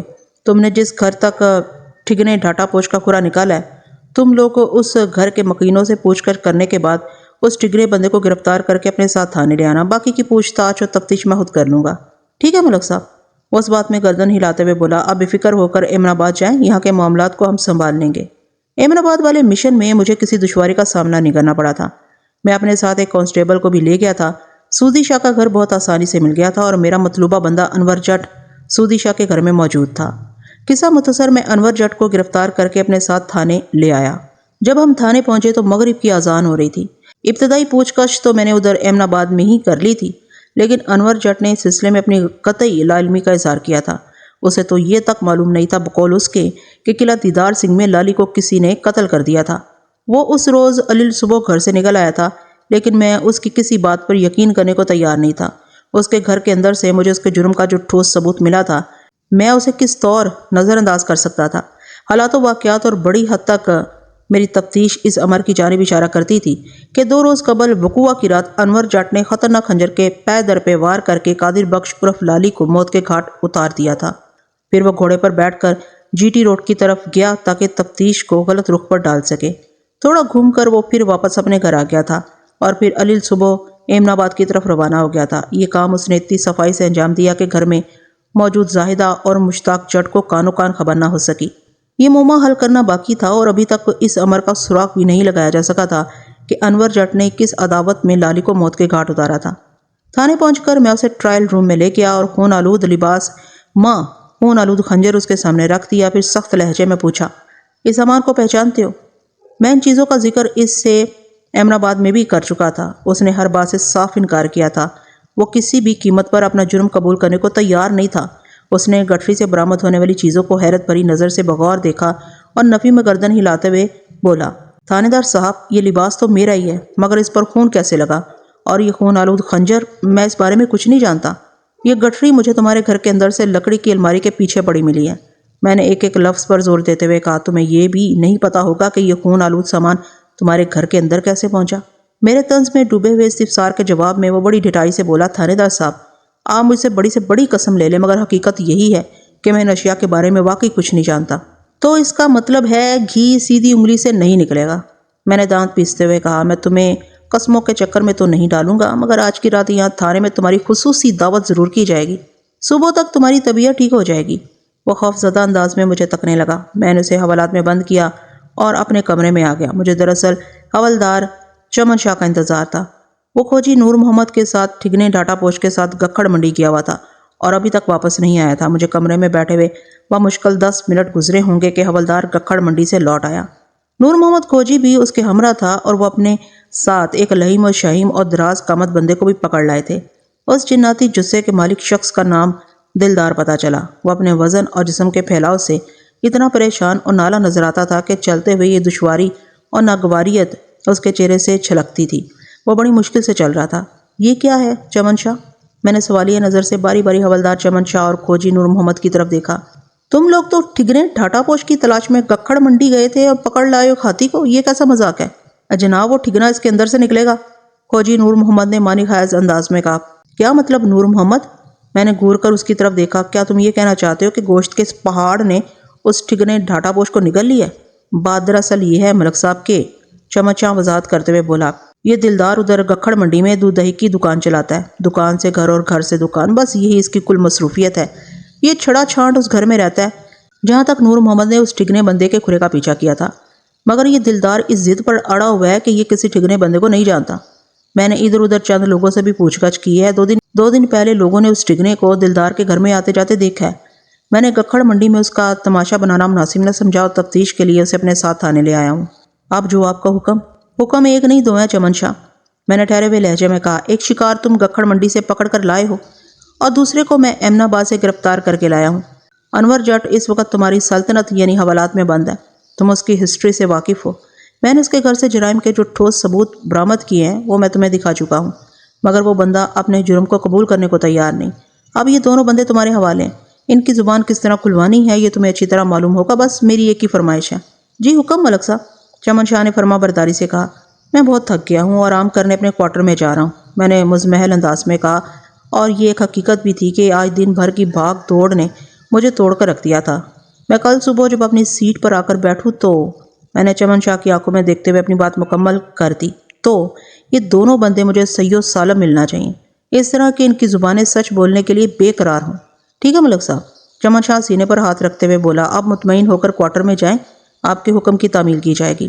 حوالدار دلدار کو اپنے ساتھ لے کر میرے کمرے سے نکلا تو فوجی نور محمد بڑے رازدارانہ انداز میں بولا. ملک صاحب، میرے خیال میں اب میرا کام مکمل ہو چکا. اگر آپ ابھی مجھے فارغ کر دیں تو بہت مہربانی ہوگی. نور محمد، میں نے اس کی آنکھوں میں دیکھتے ہوئے ہاتھ سے تیز لہجے میں پوچھا. تمہیں یہ خبر کس نے دی کہ آج رات میرا تبادلہ کسی اور ضلع کے تھانے میں ہونے والا ہے؟ وہ حیرت سے منہ کھول کر مجھے تکنے لگا. میں نے ایسا کب کہا جناب؟ تمہاری باتوں سے تو یہی ظاہر ہو رہا ہے جبھی تمہیں اپنے انعام کی ایسی جلدی لگی ہوئی ہے. میں نے شکایتی لہجے میں کہا.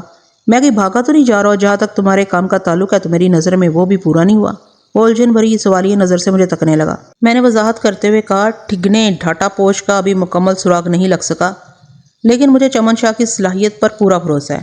آج کی رات وہ دلدار پر جس قسم کے تجربات کرے گا اس کے نتیجے میں دلدار شیر فروش کو ٹھگنے کے حوالے سے اپنی زبان کھولنا ہی پڑے گی. اور ابھی تک انور جٹ نے بھی اپنے جرم کا اقرار نہیں کیا. ہو سکتا ہے اس کے گھوڑے کے سموں پر تحقیق کرنے کے لیے مجھے دوبارہ تمہاری کھوجیانہ صلاحیتوں سے استفادہ کرنا پڑے.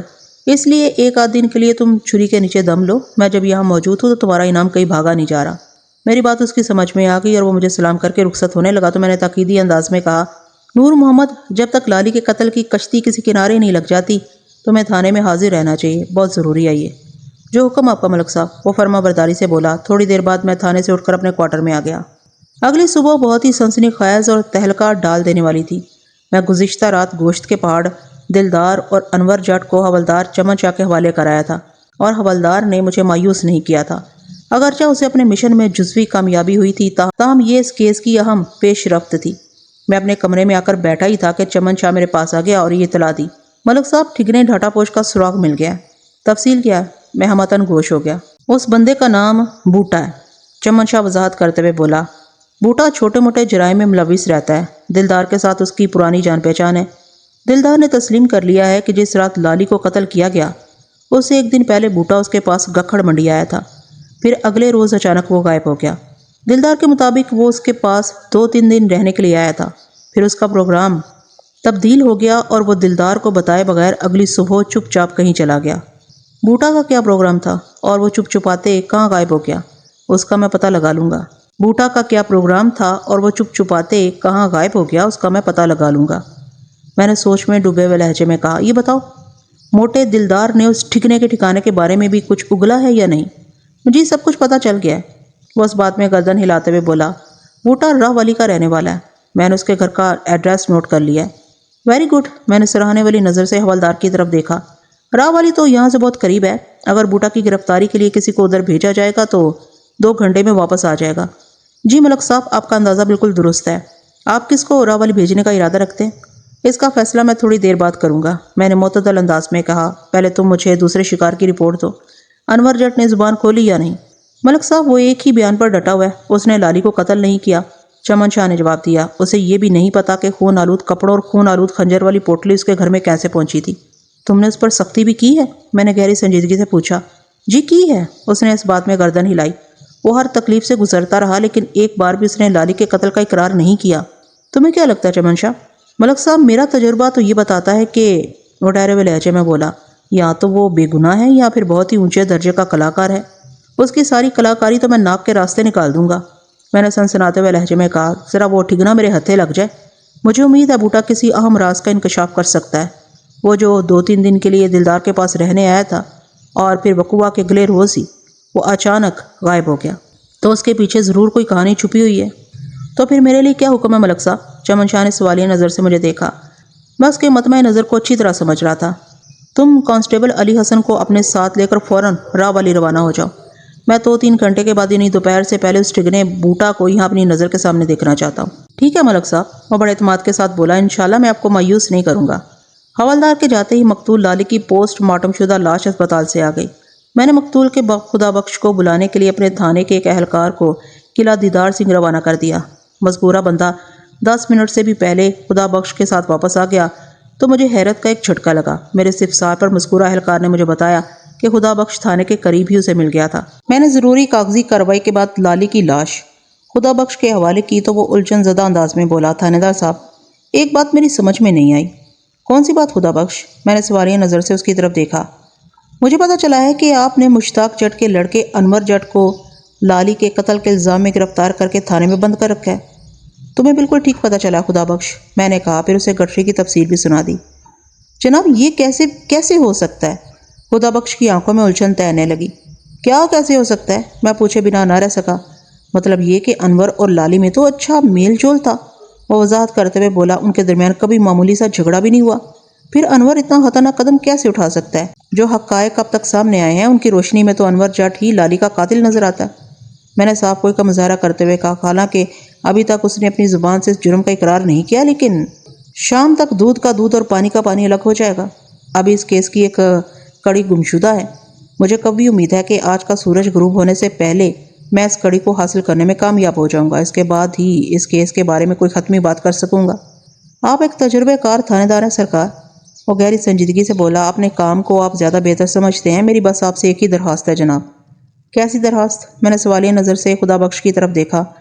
وہ گلوگیر آواز میں بولا، تھانے دار صاحب میرا جوان جہان بیٹا اس دنیا سے چلا گیا۔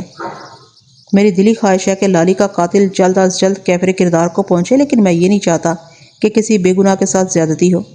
تمہارا اشارہ انور جٹ کی طرف ہے؟ جی آپ سمجھدار ہیں، وہ اس بات میں سر ہلاتے ہوئے بولا۔ خدا بخش تمہیں فکر مند ہونے کی ضرورت نہیں، میں نے تسلی بھرے انداز میں کہا، میں تمہاری دلی کیفیت کو بخوبی سمجھ رہا ہوں۔ تم صرف اپنے بیٹے کی تدفین کی طرف دھیان دو، مجھ پر بھروسہ رکھو، میں انصاف کے تقاضے پورے کرنا جانتا ہوں۔ اس نے میرا شکریہ ادا کیا اور رخصت ہو گیا۔ اسی سپہر حوالدار چمن شاہ راوالی سے لوٹ آیا۔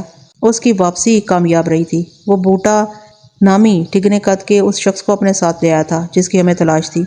بوٹا کے دوست شیر فروش دلدار کو ابھی تک میں نے رہا نہیں کیا تھا۔ بوٹا کمزور اعصاب کا مالک ثابت ہوا۔ جب اس نے 2.5-3 من کے دلدار کو حوالات کے ٹھنڈے ٹھار فرش پر پڑے دیکھا تو اس کی ہمت جواب دے گئی، لہٰذا اس کی زبان کھلوانے کے لیے مجھے زیادہ محنت نہیں کرنی پڑی۔ بوٹا نے جو بیان دیا اس میں سے غیر ضروری باتوں کو حذف کر کے میں خلاصہ آپ کی خدمت میں پیش کرتا ہوں۔ دلدار شیر فروش نے چترول کے بعد کسی قسم کی غلط بیانی سے کام نہیں لیا تھا۔ وہ واقعی اس راز سے واقف نہیں تھا کہ بوٹا 2-3 دن کے لیے اس کے پاس رہنے کیوں آیا تھا، اور اگر آیا بھی تھا تو ایک ہی رات کے بعد اگلی صبح وہ چپ چاپ کہاں غائب ہو گیا۔ دلدار کی زبانی مجھے یہ پتا چل چکا تھا کہ بوٹا چھوٹے موٹے جرائم کا ارتکاب کرتا رہتا تھا۔ بوٹا نے بتایا کہ ان دنوں وہ مویشیوں کی چوری پر کمر بستہ تھا۔ وہ دلدار کے پاس گکھڑ منڈی اس لیے رہنے آیا تھا کہ قلعہ دیدار سنگھ اور اس کے گرد و نواح کے باڑوں پر ہاتھ صاف کر سکے۔ اب یہ اس کی بدنصیبی کہ اس نے اپنے کام کا آغاز خدا بخش کے باڑے سے کیا اور پہلا قدم ہی ایسا الٹا پڑا کہ اسے فی الفور وہاں سے غائب ہونا پڑا۔ آخر تم پر ایسی کون سی قیامت ٹوٹ پڑی تھی کہ اگلی صبح تم اپنے میزبان کو بتائے بغیر ہی غائب ہو گئے؟ میں نے سخت لہجے میں استفسار کیا۔ جناب میں نے اس وقت باڑے کا رخ کیا جب دلدار خراٹے دار نیند کے مزے لے رہا تھا، وہ ندامت آمیز لہجے میں بولا۔ رات کے اس پہر قلعہ دیدار سنگھ کے وسنیک اپنے اپنے گھروں میں گہری نیند سو رہے تھے۔ پروگرام کے مطابق میں باڑے کی دیوار پھلانگ کر اندر داخل ہو گیا اور باڑے کے اندر نصف درجن سے زیادہ جانوروں کو دیکھ کر مجھے بے پناہ خوشی کا احساس ہوا۔ میں نے احتیاط کے تقاضوں کو مد نظر رکھتے ہوئے جانوروں کو باڑے سے باہر لانے سے پہلے باڑے کے کمرے میں جھانکنا ضروری سمجھا تاکہ یہ اطمینان کر سکوں کہ باڑے کا مالک سو رہا ہے یا جاگ رہا ہے، لیکن نہ۔ وہ بولتے بولتے تھما تو میں نے سوال کیا، لیکن کیا؟ تھانے دار صاحب ابھی میں کمرے میں چند قدم دور ہی تھا کہ میں نے اندر سے ایک لمبے تڑنگے آدمی کو باہر نکلتے دیکھا۔ وہ سنسنی آمیز انداز میں بتانے لگا، اس بندے کے ہاتھ میں ایک پوٹلی بھی تھی اور میں نے اس بندے کو پہچان لیا۔ اوہو، بے سختہ میرے منہ سے نکلا، کون تھا وہ؟ جناب یہ ٹھیک ہے کہ اس وقت باڑے میں گپ اندھیرا تھا، لیکن میری آنکھیں دھوکہ نہیں کھا سکتی۔ وہ سرسراتی ہوئی آواز میں بولا، وہ ملنگی کے سوا اور کوئی ہو ہی نہیں سکتا تھا۔ ملنگی؟ میں نے زیر لب دہرایا، پھر اپنے سامنے کھڑے ٹھگنے بوٹا سے لمبو ملنگی کے بارے میں استفسار کیا، یہ ملنگی کون ہے؟ ذرا اس کا حدود اربا بھی تو بتاؤ۔ جناب ملنگی ایک خطرناک ڈاکو ہے، وہ جھوجھری لیتے ہوئے بولا۔ چند سال پہلے وہ جیل چلا گیا تھا۔ میں نے واضح طور پر محسوس کیا کہ ملنگی کے ذکر پر بوٹا ہنسا سراسیما دکھائی دینے لگا تھا۔ ایک فوری خیال کے تحت میں نے اسے پوچھا، بوٹا کیا ملنگی نے بھی تمہیں باڑے میں دیکھ لیا تھا؟ نہیں جناب، وہ نفی میں گردن ہلاتے ہوئے بولا۔ میں اس کی نگاہ سے بچنے کے لیے فوراً کمرے کی مغربی دیوار کی اوٹ میں تاریکی میں چھپ گیا تھا۔ ملنگی نے باڑے کی مشرقی دیوار پھلانگی اور میری نظر سے اوجھل ہو گیا۔ ایک لمحے کے لیے مجھے شک ہوا کہ بوٹا مجھے چکر دینے کی کوشش کر رہا ہے۔ وہ اپنی گردن بچانے کے لیے کسی ملنگی ڈاکو کا کردار تخلیق کر سکتا تھا۔ میں نے دھمکی آمیز لہجے میں کہا، دیکھو بوٹا، اگر بعد میں کسی مرحلے پر یہ ثابت ہوا کہ تم نے مجھ سے غلط بیانی کی ہے تو میں تمہیں زمین کے اندر ہی دھسا دوں گا۔ ابھی تو پھر بھی تم زمین کے اوپر چلتے پھرتے نظر آ جاتے ہو۔ مجھ سے جھوٹ بولنے کا بڑا بھیانک انجام ہوگا۔ میری توبہ تھانے دار صاحب، وہ اپنے دونوں کانوں کو چٹکیوں میں پکڑتے ہوئے بولا، میری اگلی پچھلی 7 نسلوں کی توبہ جو میں نے آپ کو کوئی بھی بات غلط بتائی ہو۔ ملنگی کے چلے جانے کے بعد تم نے کیا کیا؟ ملنگی کو اس طرح وہاں سے رخصت ہوتے دیکھ کر میرے دل میں تجسس پیدا ہوا کہ وہ کمرے کے اندر کیا کر کے آیا ہے۔ بوٹا گہری سنجیدگی سے بتانے لگا، میں چند منٹ تک تاریکی میں چپ چاپ کھڑا رہا، پھر دبے پاؤں کمرے کی جانب بڑھا۔ پھر میں نے جیسے ہی کمرے کے اندر جھانکا تو میرا تو دماغ ہی گھوم کر رہ گیا۔ کیوں؟ تم نے کمرے میں ایسا کیا دیکھ لیا تھا؟ میں نے اضطراری لہجے میں استفسار کیا۔ تھانے دار صاحب، ملنگی نے ایک بندے کو قتل کر دیا تھا، وہ انکشاف انگیز لہجے میں بولا۔ اندر کمرے میں ایک چارپائی پر ایک بندے کی لاش پڑی تھی۔ بہت خوب، میں نے استہزائی انداز میں کہا۔ باڑے میں گپ اندھیرا تھا اور تم نے کمرے کے اندر جھانک کر دیکھ لیا کہ وہاں چارپائی پر کسی کی لاش پڑی ہوئی ہے؟ جناب، میں نے بیٹری مار کر دیکھا تھا کمرے کے اندر، وہ وضاحت کرتے ہوئے بولا، پھر اپنی صفائی پیش کرتے ہوئے یوں اضافہ کیا، میں جب کسی مہم پر نکلتا ہوں تو ایک بیٹری یعنی کہ ٹارچ اپنی جیب میں رکھتا ہوں۔ یہ بہت کام کی چیز ہے اور اندھیری راتوں میں بہت مدد کرتی ہے۔ میں نے جب ملنگی کو کمرے کے اندر سے نکلتے دیکھا تو اسی لمحے مجھے یقین ہو گیا تھا کہ یہاں کوئی بہت بڑی گڑبڑ ہو چکی ہے۔ اس لیے میں نے بیٹری مار کر اندر کا جائزہ لیا اور جب میں نے ایک بندے کو خون میں لت پت چارپائی پر پڑے دیکھا تو مجھے یہ سمجھنے میں کوئی دقت محسوس نہ ہوئی کہ ملنگی نے اس بندے کو قتل کر دیا ہے، بس میں فوراً وہاں سے واپس آ گیا۔ میں قتل کی کسی واردات میں خود کو ملوث نہیں کر سکتا تھا، میں چھوٹا موٹا چور ہوں تھانے دار صاحب۔ یہ قتل وتل کے معاملات سے میں کوسوں دور رہتا ہوں۔ پھر مجھے یہ بھی ڈر تھا کہ اگر ملنگی واپس آ گیا تو کہیں مجھے بھی موت کے گھاٹ نہ اتار دے۔ تو تم نے کمرے کے اندر قدم نہیں رکھا تھا؟ میں نے اس کی آنکھوں میں جھانکتے ہوئے سوال کیا۔ جی نہیں، وہ نفی میں گردن ہلاتے ہوئے بولا، وہاں کی جو صورتحال تھی اس نے تو میری متی مار دی تھی تھانے دار صاحب۔ میں سیدھا دلدار کے گھر آیا۔ دلدار بے خبری کی نیند سو رہا تھا۔ تھوڑی دیر میں صبح ہونے والی تھی۔ میں نے دلدار کو جگانا مناسب نہ سمجھا اور خاموشی کے ساتھ اس کے گھر سے نکل گیا۔ بس جناب، باڑے کی دیوار پھلانگتے ہوئے میرے ایک پاؤں کا جوتا اندر ہی گر گیا تھا اور شاید اسی جوتے نے آپ لوگوں کو مجھ تک پہنچایا ہے۔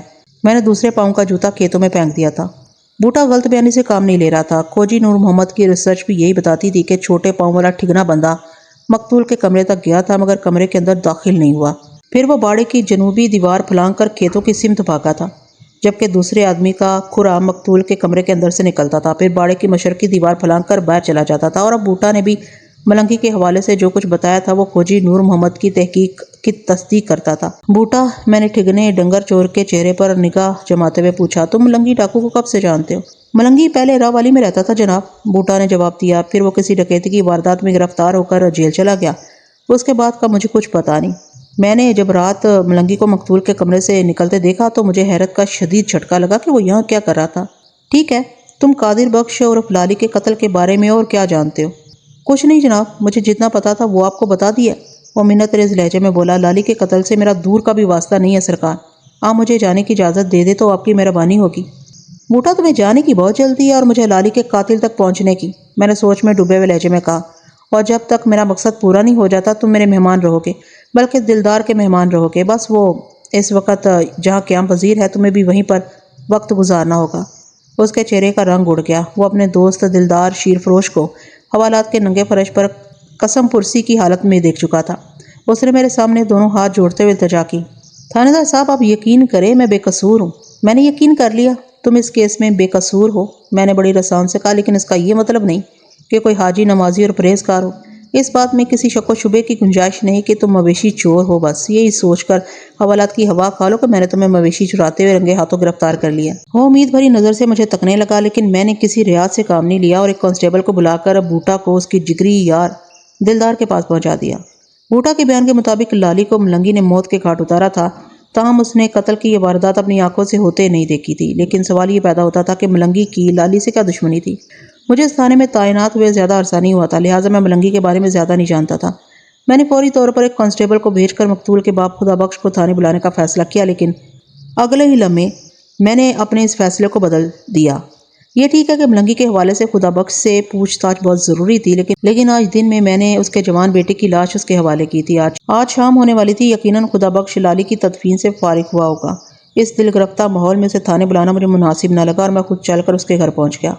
حوالدار چمن شاہ بھی میرے ساتھ تھا۔ میں نے راستے میں چمن شاہ سے ملنگی ڈاکو کے بارے میں تفصیلی بات کی۔ چمن شاہ کی معلومات بھی بوٹا جتنی ہی تھیں، یعنی ملنگی ایک خطرناک ڈاکو تھا جو چند سال پہلے گرفتار ہو کر جیل چلا گیا تھا۔ جب کوئی مجرم گرفتار ہو کر جیل چلا جاتا ہے تو پھر وہ لوگوں کی گفتگو کا مرکز نہیں رہتا۔ لوگ رفتہ رفتہ اسے بھلا دیتے ہیں، حتیٰ کہ اس مجرم کے حوالے سے پھر کوئی سنسنی خیز واقعہ رونما نہ ہو جائے اور ملنگی کی نسبت سے ایک تہلکہ خیز واقعہ ظہور پذیر ہو۔ لوگ رفتہ رفتہ اسے بھلا دیتے ہیں، حتیٰ کہ اس مجرم کے حوالے سے پھر کوئی سنسنی خیز واقعہ رونما نہ ہو جائے، اور ملنگی کی نسبت سے ایک تہلکہ خیز واقعہ ظہور پذیر ہو چکا تھا۔ جب ہم مقتول کے گھر پہنچے تو اندھیرا پھیلنا شروع ہو گیا تھا۔ میں خدا بخش کو لے کر ایک الگ تھلگ جگہ پر بیٹھ گیا۔ چند لمحات تک میں اس کی دلجوئی کرتا رہا، پھر اپنے مقصد کی طرف آتے ہوئے کہا، خدا بخش، آج دن میں جب تم میرے پاس تھانے آئے تھے تو میں نے تمہیں بتایا تھا کہ اس کیس کی ایک کڑی ابھی باقی ہے جو شام تک میرے ہاتھ لگ جائے گی، یاد ہے نا؟ جی، آپ نے یہی بات کی تھی، وہ ایک بوجھل سانس خارج کرتے ہوئے بولا۔ میں تمہاری ذہنی کیفیت کو اچھی طرح سمجھ رہا ہوں خدا بخش، میں نے ہمدردی بھرے لہجے میں کہا۔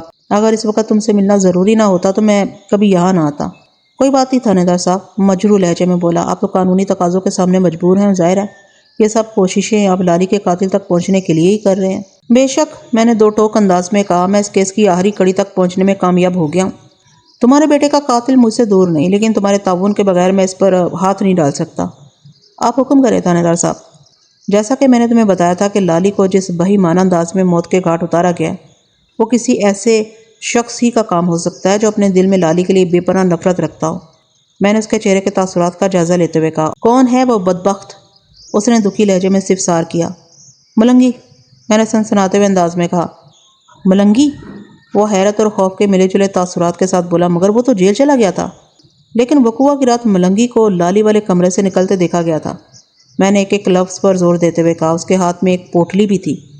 اوہو، وہ تشویش بھرے انداز میں مجھے دیکھنے لگا۔ اب تم مجھے بتاؤ کہ ملنگی کی لالی سے کیا دشمنی تھی؟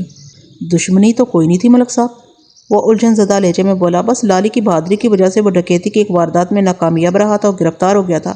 یہ بات تم نے مجھے پہلے کیوں نہیں بتائی؟ میں نے تیز لہجے میں پوچھا۔ میرا ملنگی کی طرف دھیان نہیں گیا تھا سرکار، وہ لجاجت امیز انداز میں بولا، یہ تو 3 سال پہلے کا واقعہ ہے۔ لالی ایک شادی میں گیا ہوا تھا اور ملنگی نے شادی والے گھر میں ڈکیتی کی کوشش کی تھی، لیکن لالی نے اپنی جان پر کھیل کر نہ صرف یہ کہ ڈکیتی کی واردات کو ناکام بنا دیا تھا، بلکہ اس نے ملنگی کو اس طرح قابو کر لیا تھا کہ پھر وہ ہل نہ سکا، اور لوگوں کے جمع ہو جانے پر ملنگی کو پکڑ کر پولیس کے حوالے کر دیا گیا تھا۔ بعد ازاں ملنگی عدالت سے سزا پا کر جیل چلا گیا تھا، اور تم مطمئن ہو گئے کہ مجرم گیا جیل میں نے متاسفانہ انداز میں کہا۔ پھر پوچھا، یہ کتنا عرصہ پہلے کی بات ہے؟ لگ بھگ 3 سال پہلے کا یہ واقعہ تھا، اس نے بتایا۔ اور ملنگی کو کتنے سال کی سزا ہوئی تھی؟ میں اس بارے میں کچھ نہیں جانتا جناب، اس نے بے بسی سے گردن ہلاتے ہوئے جواب دیا۔ ٹھیک ہے، میں کل ہیڈ کوارٹر سے ملنگی کے بارے میں ساری تفصیلات حاصل کر لوں گا، میں نے تسلی بھرے لہجے میں کہا۔ پھر خدا بخش سے سوال کیا، کیا ملنگی اور انور جٹ میں کسی قسم کا کوئی تعلق ہے؟ میں نے انور جٹ کے گھر میں سے لکڑی کی ایک الماری کے پیچھے سے جو گٹھری برآمد کی تھی، اس میں انور جٹ کا لباس اور خون آلود آلہ قتل یعنی وہ خطرناک خنجر موجود تھا، لیکن انور جٹ کا اصرار تھا کہ وہ اس گٹھری کے بارے میں کچھ نہیں جانتا۔ وہ لکڑی کی مذکورہ الماری کے پیچھے کیسے پہنچی؟ بوٹا کی زبانی مجھے پتا چلا تھا کہ جب اس نے ملنگی کو مقتول کے کمرے سے نکلتے دیکھا تو اس کے ہاتھ میں ایک پوٹلی بھی تھی۔ اغلب امکان یہی تھا کہ یہ وہی پوٹلی ہوگی جو میں نے انور جٹ کے گھر کے اندر سے برآمد کی تھی۔ یہاں پر یہ اہم سوال اٹھتا تھا کہ ملنگی نے لالی کو قتل کرنے کے بعد وہ پوٹلی انور جٹ کے گھر میں کیسے پہنچائی اور کیوں؟ نہیں جی، ایسا کوئی تعلق میرے علم میں تو نہیں، وہ نفی میں گردن ہلاتے ہوئے بولا۔ انور جٹ ایک سیدھا سادہ انسان ہے، اس کا ملنگی جیسے مجرم سے کیا واسطہ؟ میں مزید تھوڑی دیر خدا بخش کے پاس بیٹھ کر تھانے آ گیا۔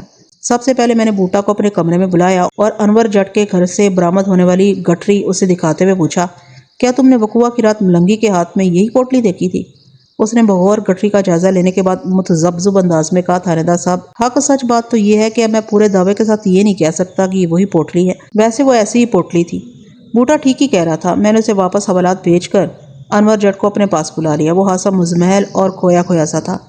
میں نے اسے اپنے سامنے بیٹھنے کے لیے کہا اور اس سے پہلے کہ میں اسے کوئی سوال کرتا وہ فریادی لہجے میں بولا، تھانے دار صاحب، لالی کے قتل سے میرا کوئی تعلق نہیں، آپ کو میری بات کا یقین کر لینا چاہیے۔ یقین کر لیا، میں نے اس کی آنکھوں میں دیکھتے ہوئے کہا، اور بولو۔ وہ بے چینی سے مجھے دیکھتے ہوئے متذبذب لہجے میں بولا، تو آپ کو میری بے گناہی کا یقین آ گیا ہے؟ کہا ہے نا، یقین آ گیا، اور بولو۔ میں نے بدستور گہری سنجیدگی سے کہا، تو پھر مجھے گھر جانے دے۔ وہ مضطرب لہجے میں بولا، ٹھیک ہے، میں تمہیں صبح گھر جانے کی اجازت دے دوں گا۔ میں نے ٹھوس انداز میں کہا، لیکن میری ایک شرط ہے۔ شرط؟ کیسی شرط جناب؟ اس کے انداز میں الجھن در آئی۔ میں تم سے جو کچھ بھی پوچھوں اس کا تم 16 آنے سچ جواب دو گے، میں نے کہا۔ میں نے تو پہلے بھی آپ سے کوئی جھوٹ نہیں بولا جناب۔ پہلے کو چھوڑو، میں آپ کی بات کر رہا ہوں، میں نے زور دے کر کہا۔ جی؟ وہ الجھن زدہ نظر سے مجھے دیکھتے ہوئے بولا، پوچھیں جی؟ میں نے پوچھا، کیا تم ملنگی نامی کسی ڈاکو کو جانتے ہو؟ جی، ملنگی بہت خطرناک ڈاکو ہے اور شاید اس وقت جیل میں ہے۔ وہ جلدی سے بولا، لالی نے بڑی بہادری سے اسے جن جپا ڈال کر گرفتار کرایا تھا۔ وہ جیل میں تھا مگر اب آزاد گھوم رہا ہے۔ میں نے اسے بتایا، لالی کے جن جپے نے ملنگی کو جیل کی سنگلا دیواروں کے پیچھے پہنچایا تھا۔ یہ تو ابھی مجھے پتا نہیں وہ اپنی سزا کاٹ کر جیل سے رہا ہوا ہے یا مفرور ہے، لیکن میں یہ حقیقت جاننے میں کامیاب ہو گیا ہوں کہ وقوع کی رات ملنگی ہی نے بدردی سے لالی کو قتل کر کے اپنے انتقام کی آگ کو ٹھنڈا کیا ہے۔ اوفو، یہ تو بہت بری خبر ہے کہ وہ خطرناک ڈاکو آزاد گھوم رہا ہے۔ وہ تشویش بھرے لہجے میں بولا، جو ہونا تھا وہ تو ہو چکا۔ میں نے اپنے لہجے کی سنجیدگی کو برقرار رکھتے ہوئے کہا، مگر میں یہ جاننا چاہتا ہوں کہ تمہارا لباس اس نے کیسے حاصل کیا، اور پھر خون آلود لباس اور خنجر والی گٹھری کو اس نے کیسے تمہارے گھر کے اندر چھپا دیا تاکہ لالی کے قتل کا الزام تم پر آئے؟ میری تو کچھ بھی سمجھ میں نہیں آ رہا جناب۔ وہ پریشانی سے بولا، تمہاری ملنگی کے ساتھ کوئی پرخاش رہی ہے کبھی؟ نہیں جناب، بالکل نہیں۔ تمہارے گھر میں تم 3 افراد یعنی تم، تمہاری بیوی اور تمہارے باپ کے علاوہ اور کس شخص کا آنا جانا ہے؟ میں نے سوالات کے سلسلے کو آگے بڑھاتے ہوئے پوچھا۔ کسی کا بھی نہیں، وہ پوری قطعیت سے بولا۔ پھر تو وہ تم تینوں میں ہی سے کسی کے تعاون سے گٹھری تمہارے گھر کے اندر چھپا سکتا ہے۔ میں نے ٹھہرے ہوئے لہجے میں کہا، تم نے اپنی لا علمی کا اظہار کر دیا، اس کا مطلب یہ ہوا کہ اب مجھے مشتاق جٹ اور زادہ کو تھانے بلا کر تفتیش کرنا ہوگی۔ جناب، یہ ساری باتیں میرا دماغ خراب کر رہی ہیں۔ وہ دونوں ہاتھوں سے سر کو تھامتے ہوئے بولا، ابا تو مجرموں اور برے لوگوں سے شدید نفرت کرتا ہے، وہ ملنگی کے ساتھ مل کر میرے خلاف کیوں سازش کرے گا؟ اور زادہ؟ میں نے ٹٹولنے والے انداز میں پوچھا۔ یہ ٹھیک ہے کہ میرے اور زادہ کے بیچ لڑائی جھگڑا ہوتا رہتا ہے، لیکن میں نہیں سمجھتا کہ وہ اس حد تک گر جائے گی کہ مجھے پھنسانے کے لیے کسی مجرم کا ساتھ دینے کے لیے تیار ہو جائے۔ اس کی الجھن 7ویں آسمان کو چھو رہی تھی۔ بس تو اس کا پھر ایک ہی مطلب ہے کہ ملنگی جیل سے کوئی زبردست قسم کا جادو سیکھ کر آیا، میں نے طنزیہ لہجے میں کہا۔ وہ بے بسی سے سر جھٹکنے لگا۔ ان لمحات میں وہ بہت زیادہ الجھن کا شکار نظر آتا تھا۔ آئندہ روز میں نے دلدار شیر فروش آف گکھڑ منڈی کو چھوڑ دیا۔ اس 2.5 من کی لاش کا لالی کے قتل سے کوئی تعلق نہیں تھا۔ تاہم بوٹا اور انور جٹ کو اس وقت تک پولیس کسٹڈی ہی میں رہنا تھا جب تک ملنگی پولیس کی گرفت میں آ کر اپنے جرم کا اقرار نہ کر لیتا۔ اسی روز میں نے اپنے ذرائع استعمال کر کے ملنگی کے بارے میں تفصیلی معلومات بھی حاصل کر لیں۔ وہ اپنی سزا کاٹنے کے بعد لگ بھگ 1 ماہ پہلے جیل سے رہا ہوا تھا۔ بوٹا کی زبانی مجھے پتہ چل چکا تھا کہ ملنگی جیل جانے سے پہلے راوالی میں رہتا تھا، لیکن جب میں نے دوبارہ بوٹا سے پوچھ تاچھ کی تو پتہ چلا کہ گرفتار ہونے کے بعد ملنگی نے کبھی راوالی کا رخ نہیں کیا تھا۔ اس کا واضح مطلب یہی تھا کہ جیل سے رہا ہونے کے بعد اس نے اپنا ٹھکانہ کہیں اور کر لیا تھا۔ میں نے ملنگی کی گرفتاری کے لیے 3 چھاپہ مار ٹیمیں تشکیل دیں۔ ہر ٹیم 3 افراد پر مشتمل تھی اور ان 3 افراد میں سے 1 سینئر اور 2 جونیئر پولیس اہلکار شامل تھے۔ انہیں قلعہ دیدار سنگھ، راوالی، گکھڑ منڈی اور ارد گرد کے علاقوں میں ملنگی کو تلاش کرنا تھا۔ اس دوران میں بوٹا نے کئی بار مجھ سے درخواست کی کہ میں اسے رہا کر دوں، مگر میں نے اس کی گزارشات پر کان نہیں دھرے۔ چوتھے روز ایک مخبر نے مجھے اطلاع دی کہ ملنگی ڈاکو بھیس بدل کر قلعہ دیدار سنگھ ہی کے گھر میں چھپا بیٹھا ہے۔ یہ اطلاع چونکا دینے والی تھی، مطلب مجرم پولیس کی ناک تلے چھپا بیٹھا تھا۔ مخبر نے جس گھر کی نشاندہی کی تھی وہ عام آبادی سے ہٹ کر ایک طرف بنا ہوا تھا اور حاصل شدہ معلومات کے مطابق ایک غیر آباد مکان تھا۔ میرے لیے تشویشناک بات یہ تھی کہ وہ قلعہ دیدار سنگھ میں قتل کی ایک واردات کرنے کے بعد اسی علاقے میں کیوں چھپا بیٹھا تھا۔ میں نے چاق و چوبند افراد کا ایک دستہ تیار کیا اور مخبر کے ہمراہ مذکورہ غیر آباد مکان کی جانب روانہ ہو گیا، جسے ملنگی نے بغیر اطلاع کے آباد کر رکھا تھا۔ مخبر کی اطلاع غلط نہیں تھی۔ ملنگی ایک بھکاری کے بھیس میں واقعی اس مکان میں موجود تھا، لیکن خاصا محتاط بھی تھا۔ اسے کسی طرح پولیس کی آمد کی خبر مل گئی۔ ہم ابھی اس مکان سے چند گز کے فاصلے پر ہی تھے کہ اس نے مکان کے عقبی حصے سے فرار ہونے کی کوشش کی۔ میری عقابی نگاہ نے اسے دیکھ لیا اور میں نے للکار کر کہا، ملنگی رک جاؤ۔ میری للکار کا اس پر کوئی اثر نہ ہوا۔ میں نے ایک بار پھر اسے دھمکی دی، ملنگی تمہارا کھیل ختم ہو چکا، رک جاؤ ورنہ میں گولی چلا دوں گا۔ یوں محسوس ہوتا تھا اس کی سماعت کہیں رخصت ہو گئی ہو۔ وہ اندھا دھند بھاگتا چلا جا رہا تھا۔ روڈ کراس کرنے کے بعد اس نے ریلوے لائن کی جانب دوڑ لگا دی۔ اس ریلوے ٹریک کے آگے کھیتوں کا ایک لامتناہی سلسلہ پھیلا ہوا تھا جن میں چاول کی تیار فصل کھڑی تھی۔ اگر وہ کھیتوں کے اندر گھس جاتا تو ہماری نظروں سے اوجھل ہو جاتا۔ میرے مستعد جوان بھی اس کے تعاقب میں تھے۔ میں نے ایک ہوائی فائر کیا، اس کے ساتھ ہی بآواز بلند کہا، ملنگی رک جاؤ ورنہ اگلی گولی تمہاری پیٹھ میں پیوست ہوگی۔ میری یہ دھمکی بھی بیکار گئی۔ اسی لمحے ریلوے ٹریک پر ٹرین نمودار ہوئی۔ میرے ذہن میں خطرے کی گھنٹی بج اٹھی۔ ٹرین اچھی خاصی رفتار کے ساتھ آ رہی تھی۔ ملنگی اور ریلوے لائن میں بہت کم فاصلہ رہ گیا تھا۔ میں اگر چاہتا تو ایک گولی مار کر ملنگی کو ٹھنڈا کر سکتا تھا، لیکن میں اسے زندہ گرفتار کرنا چاہتا تھا۔ میں نے اس کا سینہ کھول کر بہت سے اہم راز اگلوانا تھے۔ ہم ہر گزرتے لمحے کے ساتھ ٹرین اور ملنگی کے درمیان فاصلہ کم ہوتا جا رہا تھا۔ ملنگی کی رفتار سے اس کا عزم جھلکتا تھا۔ میرے محتاط اندازے کے مطابق وہ ٹرین گزرنے سے پہلے ریلوے لائن کو عبور کرنے کا فیصلہ کر چکا تھا۔ ممکن ہے ریلوے ٹریک کی دوسری جانب اس نے اپنے فرار کا کوئی بندوبست کر رکھا ہو۔ میں کسی بھی قیمت پر اسے ہاتھ سے جانے نہیں دینا چاہتا تھا۔ میں نے پکے ارادے کے ساتھ ملنگی کی ٹانگوں کا نشانہ لے کر پے در پے 2 فائر کیے۔ اس کی رفتار میں لمحاتی تعطل پیدا ہوا، لیکن وہ رکا نہیں۔ ہلکی لنگڑاہٹ کے ساتھ اس نے دوڑنا جاری رکھا۔ یہ بات وہ اچھی طرح جانتا تھا کہ اب پولیس کے ہتھے چڑھنے کا مطلب ہے اپنے ڈیتھ وارنٹ پر دستخط کرنا۔ پھر وہی ہوا جس کا خدشہ میرے ذہن کے کونے میں موجود تھا۔ ملنگی نے آؤ دیکھا نہ تاؤ۔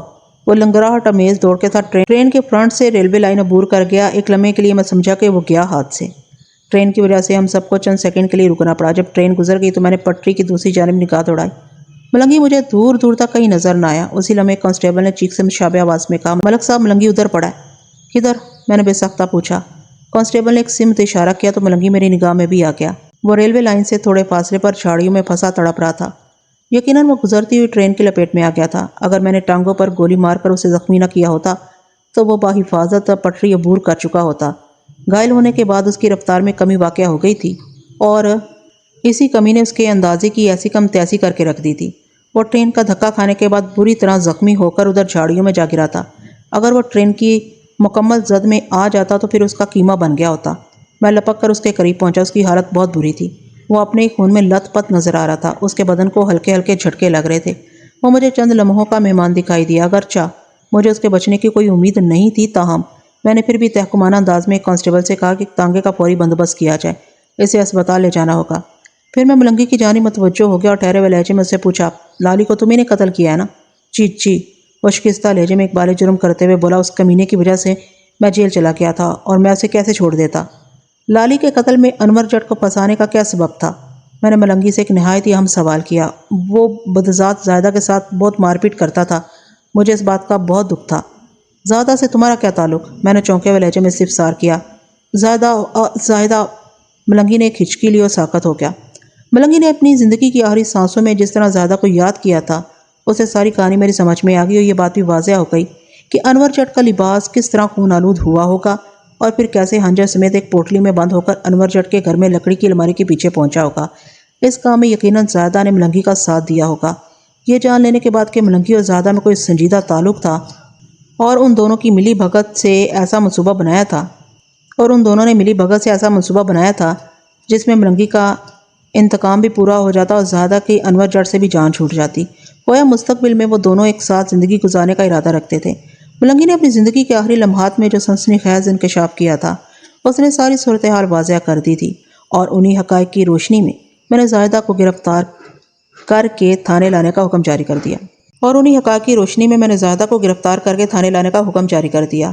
وہ جب میرے سامنے آ کھڑی ہوئی تو تھر تھر کانپ رہی تھی۔ قلعہ دیدار سنگھ ایک چھوٹا سا گاؤں تھا اور ملنگی کو پیش آنے والے حالات وہاں کے ہر رہائشی کے علم میں آ چکے تھے، لہٰذا زائدہ اپنے انجام کے خوف سے مری جا رہی تھی۔ اسے اقبالی جرم کرانے میں مجھے کوئی محنت نہیں کرنا پڑی۔ کیوں کیا تم نے یہ سب؟ میں نے گرجدار آواز میں پوچھا۔ میں ملنگی کو پسند کرتی تھی، وہ بھرائی ہوئی آواز میں بولی۔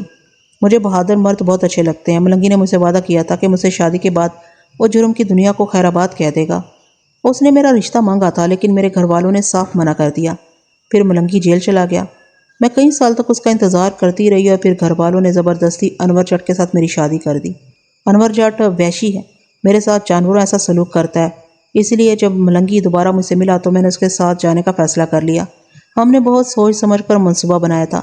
انور جٹ لالی کے قتل میں پھانسی چڑھ جاتا اور ملنگی کا انتقام بھی پورا ہو جاتا۔ بس اب ہم اس بات کا انتظار کر رہے تھے کہ آپ انور جٹ کو جیل بھیجیں، لیکن سب کچھ ختم ہو گیا۔ بات کے اختتام پر اس کے لبوں سے ایک سسکاری جدا ہوئی۔ ایک دن سب کچھ ختم ہو جاتا ہے زیادہ، میں نے سوچ میں ڈوبے ہوئے لہجے میں کہا، لیکن تمہارے اور ملنگی جیسے انسان اس حقیقت پر غور نہیں کرتے۔ انور جٹ کو جب پتا چلا کہ اس سارے فتنے میں زیادہ نے مرکزی کردار ادا کیا ہے تو اس نے طیش میں آ کر اسی وقت اسے طلاق دے دی۔ زیادہ ملنگی کے ساتھ شریک جرم ہونے کا اقرار کر چکی تھی، لہٰذا میں نے اس کے خلاف چالان تیار کر کے اس کو حوالہ عدالت کر دیا۔ اس نے دکھ بھرے لہجے میں کہا تھا، میں ایسا نہ کرتی، لیکن کاش کا بھی ایک وقت ہوتا ہے اور ہر چیز اپنے وقت اور مقام پر ہی اچھی لگتی ہے۔ ناظرین، ایک خوبصورت کہانی کے ساتھ مجھے بھی اجازت دیجیے تاکہ میں آپ کے لیے ایک اور اچھی خوبصورت کہانی لے کر حاضر ہو سکوں۔ تو مجھے اجازت دیجیے، اللہ حافظ۔